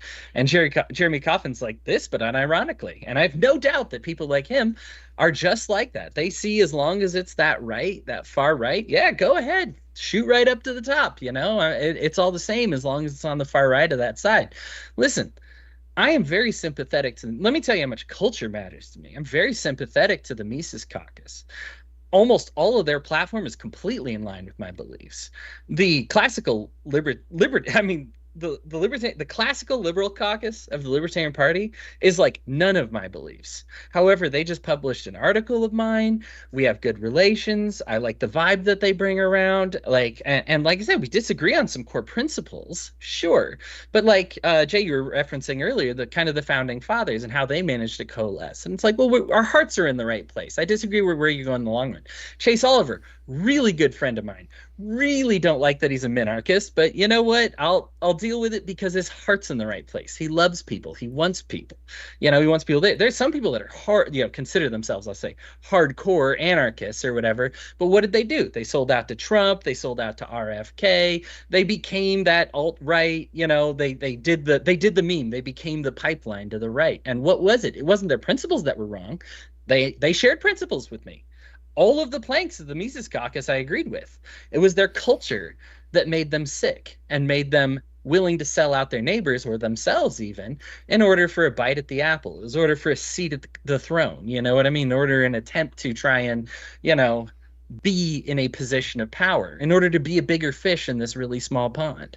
And that's just not the way it works. So what we need to do is understand the difference between being nitpicky, gatekeeping, trying to keep people out, trying to make people perfect before they come in, being a real small party, but also keeping the heart of that party in the right place. What we want to see is that heart is healthy. Sarwark was really bad. I mean, he and it's just like from a moral standpoint, like he was an unethical person. Like I contacted all the LNC that worked with him that I could find on social media. And I'm telling you, like 7 out of 10 of them said that he threatened them behind the scenes in order to vote or support a certain thing. And this isn't when he's bumping into people and trying to call the cops on him. I mean, these are people who get spend the rest of their lives in jail. He's a lawyer, right? What hope have they? Thank goodness it was on camera and that didn't work out. This is a highly unethical person. Liar, somebody who will threaten you behind the scenes, dishonest with me personally. That's a long story, but with my podcast and the work that I was doing. And then Heiss was just no different. Lies, stuff behind the scenes, terrible stuff. I think it's funny that Rose is bringing up that they didn't actually manage to get the buses of people that they wanted, but he wanted to. The whole reason that was a story is because he tried, right? He was like, we'll bust you in. What was it? Go ahead and register Libertarian for a day just to defeat the left, right? And then you can go right back to being an authoritarian Republican. I don't care, right? We just want to defeat the left. That's the thing that matters. And so what I want is a focus not on perfection, because that's never going to happen. You look at the early church and how that, there's imperfection abounding there. But what they do is correct. When they find out assets aren't being split fairly, they say, okay, how can we fix it now? And what do we do to prevent this in the future? And they go do that. And so what I think we need is an institute of, we become the tribes that we hate, right? Like this side, that side. Either I got to swallow the Sarwark pill or the Heiss pill, right? When both pills are those are nauseous, right? Like those are bad. They have good elements about them, but bad. So let's focus on the heart and the soul and the culture. Let's focus on the song and the dance. Let's focus on the planks in our own eye right now. Frankly, we're not going to win anything anytime soon. Let's focus on what we're doing wrong, fix ourselves up, become a place where an imperfect person will go and be made more perfect instead of dragging everyone else down around them.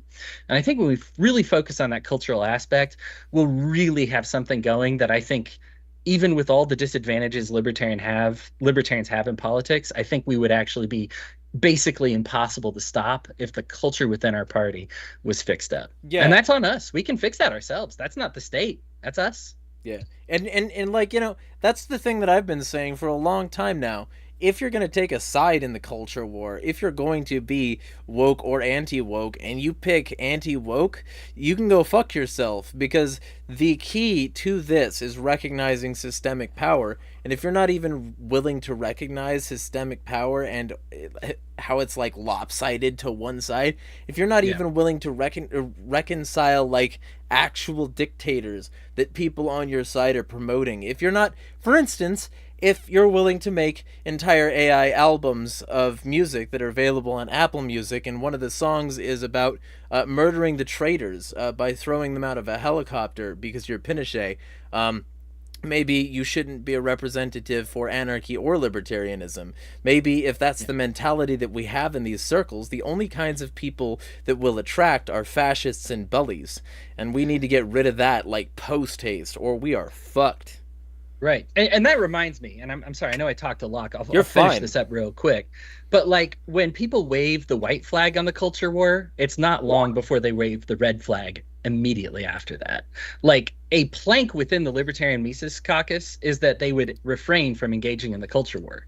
Well, tell me how that's gone. Yeah. Go to their page right now, search for the word like Fed, search for the word like trans, and then search for the search for the word Fed, search the word for like taxes, and then just search for trans, immigration. Like these, like they are all culture war. Angela said as much, like a month after she took over, was like, hey guys, it's all about the culture war now. And it's all about being, unfortunately, on the wrong side of that culture war. Exactly. So like when people refuse to engage in the culture war, that just means it's only a matter of time before they engage in the culture war on the wrong side. So thank you for reminding me of that, because that was a great point. Yeah, and Jay, take as long as you want, because I know you got a book right now. But take as long as you want prior to that to give your closing statement, I guess. And then on the 24th, should you choose to come back to this, you will be welcome as well, because we're going to be doing another one of these then. And I'm Jamie, Rich, and several other people are also going to be able to be there. I think Rose will also be able to be there, so feel free to also show up to that. And we'll be booking relatively soon.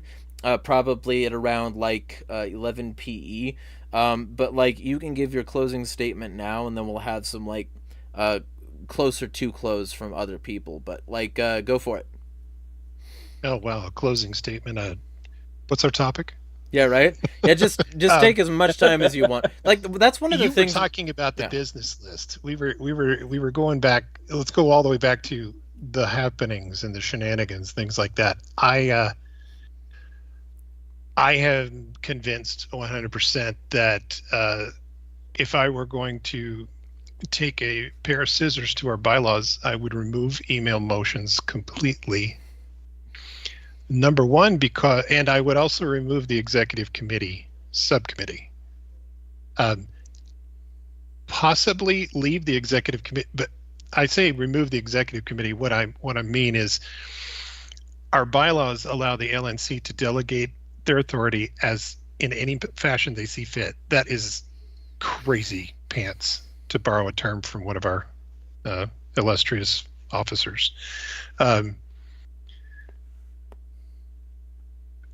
Roberts, here we are back to Roberts. Roberts recommends that if you have an executive committee model, that you define it strictly in the bylaws as to what it can do and when it can do it. We have electronic meetings. They're having electronic meetings every month already. I don't know what the executive committee is doing, except for providing a subgroup of hyper loyalists to the chair to rubber stamp whatever it is that the policy manual or the rules say that the executive committee can do, like fund lawsuits and legal and things like that. So basically, I would say if we were going to have an executive committee inside of the LNC, I would strictly restrict it to they have to make a decision on, say, responding to putting out a press release, responding to an immediate event, stuff like that. But I would never allow that committee to have sole dominion over who sues whom. Of course, the full LNC as a board can always overrule that and do whatever they want. But right now, I would say get rid of the email business. And then how much of this hot garbage is going to go away? If all the email list was for announcements that said, okay, we're having a meeting at on the 12th at 8 p.m. and here's the agenda. Tell us if you need to add something to the agenda. Make it very minimal and force people to talk in person. There are people on the board right now that won't do that to your face. Absolutely not. They will be forced to talk to you like a human being because they might get slapped. I mean, the Mike Tyson quote. Yeah. anyway, there are just a couple of structural changes I would make that would probably have helped a lot. I think you can never. One thing Frank always told me, you can never fix your bylaws to the point that bad actors can't still do bad things. That's not what we're talking about. But we certainly don't have to make it super easy for shenanigans to occur. And honestly, can anybody keep track of half of what's going on lately? With all the ballots here and there, nobody knows what the hell is going on, much less the membership. And the whole point of the list was to keep the membership illuminated as to what was going on in their elected board. So if it's not serving that purpose, get rid of it. And then, keep the recordings, or don't keep the recordings. I don't know. Keep the minutes. There's legal reasons that you might not want to record all of your board meetings. That's something we've been talking about at the state level, whether we should post all our meetings on YouTube for the world. I think they should, personally. Yeah, I think you make a different argument for the national board than you would for, say, a state board that might be more vulnerable to lawsuits based off of whether they made a mistake. Things like that. But ultimately, professionalism has to make a return. We will never achieve political success when a bunch of shrieking baboons are throwing poo at each other, like has been the case. Like I said earlier at the beginning, it's not that civility has been a strong point of the LNCs in the past, but it's taken a particular turn with the, over 2/3 supermajority of a particular faction who are led by, basically one person. It's just bonkers to me, some of the things that we've been seeing. Nope, I'm not entertaining a challenge to my ruling. That kind of stuff. Sorry, you can't actually do that. But then they do, because you only have 4 no votes reliably at this point, out of a board of 16 some odd. So I'm looking forward to Grand Rapids. I think we're planning on being there. Yeah, didn't Angela on the public business list call that fan fiction? That's part of maintaining decorum, I think, is what they call that, is to tease people when they wait out. Yeah, right? Libertarian fanfic. My libertarian fan fiction is when people get together and have an adult discussion. I used to joke about creating another caucus called the Adults Caucus, and that I would be the one who decided who got in. But that's just my least libertarian view. Is I'll basically say, okay, Ken Ballman can be in the Adult Caucus. I'll be in the Adult Caucus. Whitney can be in the Adult Caucus. I have a list. Yeah. Joe wasn't here when I talked about I'm keeping a list. Yeah. Maybe 2 lists. There's, good actors. Yeah. Or at least people acting in good faith. Like, I don't agree with everybody I'm friends with, but it'd be nice if they talked to each other like humans. I mean, and is it really we're not interested in long-term success? We're only interested in short-term success? Because that's kind of a different 2 modes of thinking that I think you can divide people into generally. It's like we are only interested in short-term. Oh, wait, I think the Hoppy and Mises people, you are always yelling about time preference. Yeah. And high time preference, low time preference. Is it high time preference to only focus on the next cycle? Hey, Wait. fucker, my meme Hold just on a got like minute. millions of impressions. I'm gonna Right, get like right. $3.50 from Elon Musk, you cuck. Looking around the Libertarian Party for the adultier adult, to take charge of things. Like, I don't know. That's fantasy. That's flash fiction. Yeah, right? I would just, I say that as an ideal. I would settle for people not, like I said, not the monkey poo circus that we've seen the last several years. Before you go, Rose says we were working on designing that sort of skill with the thing I was mentioning earlier, that sort of skill sharing network type system in New York. Though the project seems to have been tabled indefinitely, that needs to be reignited. And also, Rose, I think to your point, Jay, and also several others, says, and yeah, this is accurate as far as the gradual loss and freezing out of a lot of the people who were influential early on, or at least it's what I've seen as well.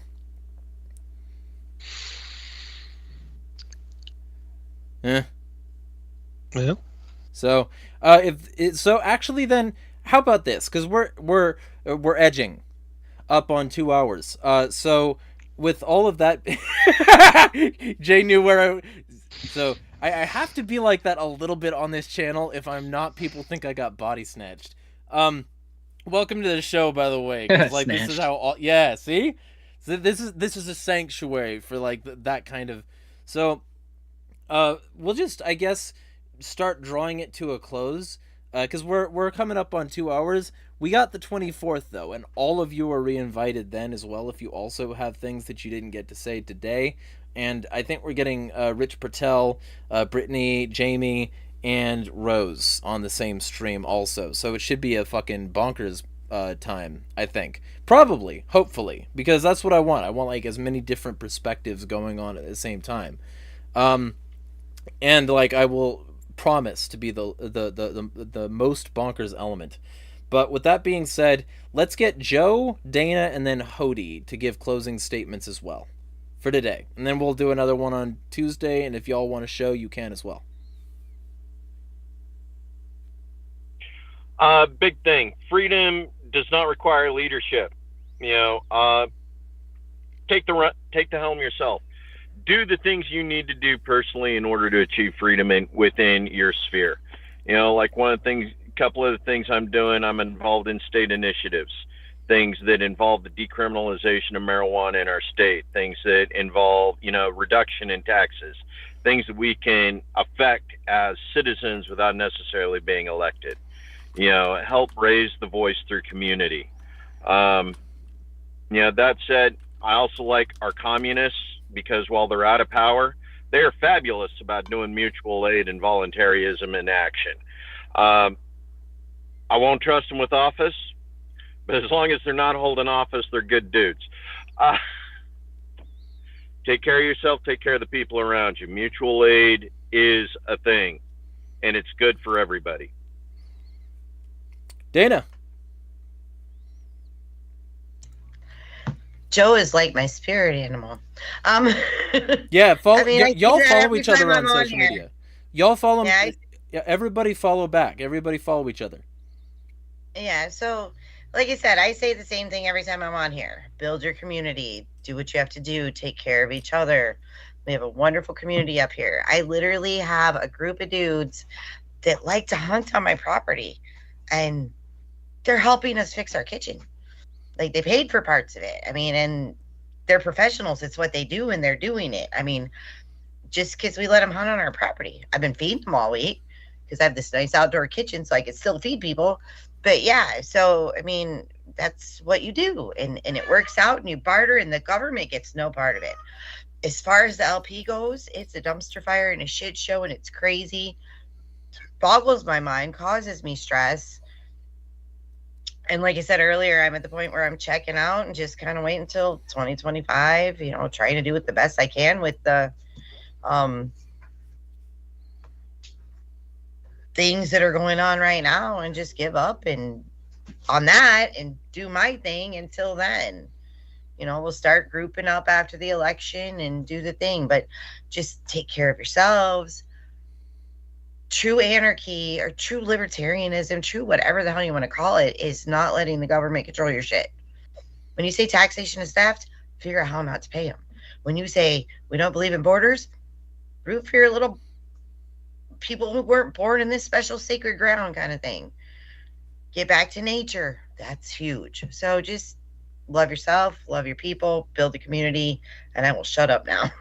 No, that's one of the things. I want people to be able to speak their piece, even if it's long on here. Like, I oftentimes take up a significant amount of airtime, and I'm like anticipating a decent sized closing statement from Hodey as well. So like, no need to apologize for going on for a bit. Hodey.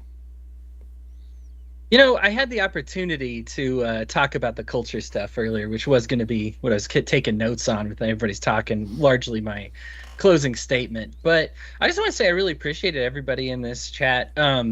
Libertarian politics is having come from I know I didn't, since you people, your listeners, Jeremy, have heard this a few times from me. I don't know if those in this chat have, but I mean, I come from the GOP. And GOP in Colorado back when Colorado was actually like a flip state. And we did really well. George W. Bush is when I worked there and organized and stuff. And it is so smooth. When you are in the Libertarian Party, it's not just that it's smaller. It's that there are so many obstacles against you that are not there when you're in. To even get to the starting line of where I started as like day one, let's start on a campaign as a Republican, I would be proud to get any libertarian campaign there. So when Chase is on like 47 of the 50 ballots straight up, like that takes more effort than it takes for the Republicans to win like California. Like, and I mean that in fact, probably more work than that, like genuinely. So the people in this chat are hard workers. Not me, I'm no longer there anymore, but the people that were very, that are still there, very hard workers. I worked on the campaigns and it just night and day difference. And I no longer do it because I just think that and this is what I'll close with. I listened to a couple libertarians talk on the We're Libertarians channel. They were talking with Chris Spangle, and between like three of them, they had like over 100 years of experience. And one of the things that they taught me was that it's okay if the Libertarian Party is not for you. There's so many other ways to do liberty. Not that it shouldn't be for you. I don't try to trash talk anybody that wants to spread the message that way. But it's okay if you just say, this hurts my soul. Don't do it. Listen, having gone through Romans in my Bible study this week, God's like, listen, in the body of Christ, you're each different parts of that body. And it's okay to just be like, this one's not for me. I'm not there. They brought up the fact that it was a schism of libertarians that went off and founded the Cato Institute, which created more libertarians than the Libertarian Party has since the founding of the Cato Institute. Like, this could be an avenue for you. Or maybe it's something completely adjacent. Did you know that somebody's 5 times more likely to become a libertarian by getting out of financial debt than they are by reading any book by any libertarian philosopher ever?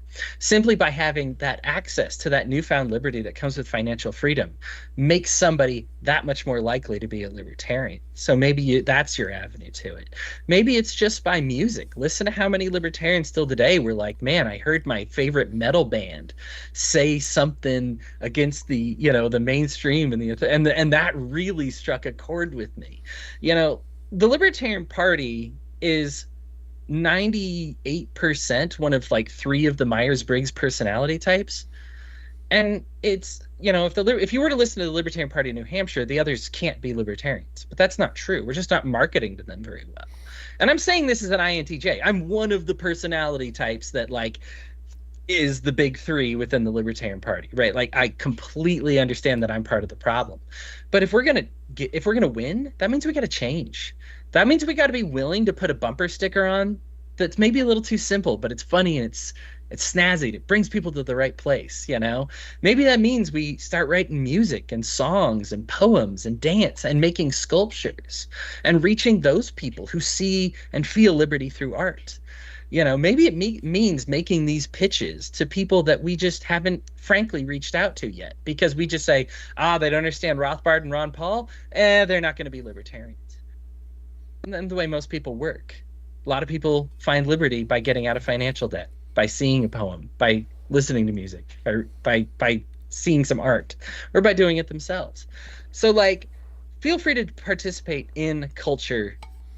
Well, everybody has to participate in culture, but participate in it in a positive way, and don't feel like that's taking away from your liberty journey. The best thing you can do, take care of things at home. If you have extra effort in you, take care of things in the community. You don't need to talk about liberty to make people feel liberty. My work and volunteering with prisons and the homeless here in Ogden has been unbelievable. And seeing people fall into these liberty circles without me having to say a word about liberty. When people became Christians while Jesus was on this earth, was it because he preached so well? Actually, Matthew says he didn't speak a word of scripture to people, just healed and told stories. Maybe you're just a storyteller. Maybe that's how you bring people to liberty and culture. I don't have to tell people. In fact, usually if I do another libertarian podcast, I get nobody. But when I make it about something else, then people find liberty. When I do Love First Christians, when I decided to focus in on the religious element of my life and that faith and bringing people back in there, that's when all of a sudden I found the faithful starting to be like, now that I've got my faith back, I really don't feel that God would want me supporting somebody like Kamala Harris or Donald Trump. And I just don't know what to do. And I haven't said a word about liberty. Like libertarian stuff. It's just a matter of fixing up their souls, and they'll find it on their own. Best example of this I can think of, Bob Barker, at the end of The Price is Right, neuter and spay your cats and dogs, made more people neuter and spay their cats and dogs than at any point in American history. Now, it did great things for it. And all it was just a brief sentence. Now, what if he made his whole show the neuter cats and dogs show? Nobody would tune in. Nobody would watch it. It's okay if 99% of your message is just silly, fun, barbecue, baseball, bacon pies, and singing along to Disney musicals, right? And then at the very end, you just go like, oh, and the establishment sucks, by the way. You will probably do more for liberty than you'll ever do dedicating your whole life to being anti-liberty. Jesus did more for anarchy by barely mentioning Caesar than he would have if he spent his whole career telling us about how bad and evil Caesar was. There's so much literature about how bad and evil Caesar is, but they don't believe it until they see how good you are. Focus on being good. Focus on being great cultural examples. Focus on that healing and wonder, and the liberty will take care of itself. It just has proven to do so over and over again. And I really love this movement because of that, because of people like that in this call. Jeremiah, I appreciate you giving me a voice, and everybody, I appreciate the work that you do. Some of you, it's great meeting you. I know we don't talk much, if at all, but it's great to see you. I'm glad to put a face with it, and I hope to see you again on the 24th. And what I'll say to finish all this off, I'll make it relatively short, because I know people gotta fuck off, and I gotta fuck off. I gotta get some food in and do a workout. But, here's my thing. And this is the point that I've been making a long time. If we're not willing to be different, then we have no reason saying that the same is a bad thing. If, the libertarian movement is going to be the same kind of thing that the Democrats or Republicans are, then fuck off. Because that got us where we are. It's sort of like the Constitution. Oh yeah, the Constitution, it's such a bulwark of our fucking freedom and liberty and blah blah. Well, Lysander Spooner came along and said, well, hey, if that shit be one thing or another, this much is certain. It's either, created the circumstances we have, or it couldn't be fucked to change them. And, either way, it's unfit to exist. So, the whole deal here is, if we don't have better alternatives, then we have no business complaining about the way things are. It's just useless bitching. It's like when people, talk about, oh yeah, them taxes, and then they continue to fund the same institutions. Or, for instance, you want to talk about debt. Here's a good little concrete example and a throwback to a previous episode where we talked about the Fakertarians.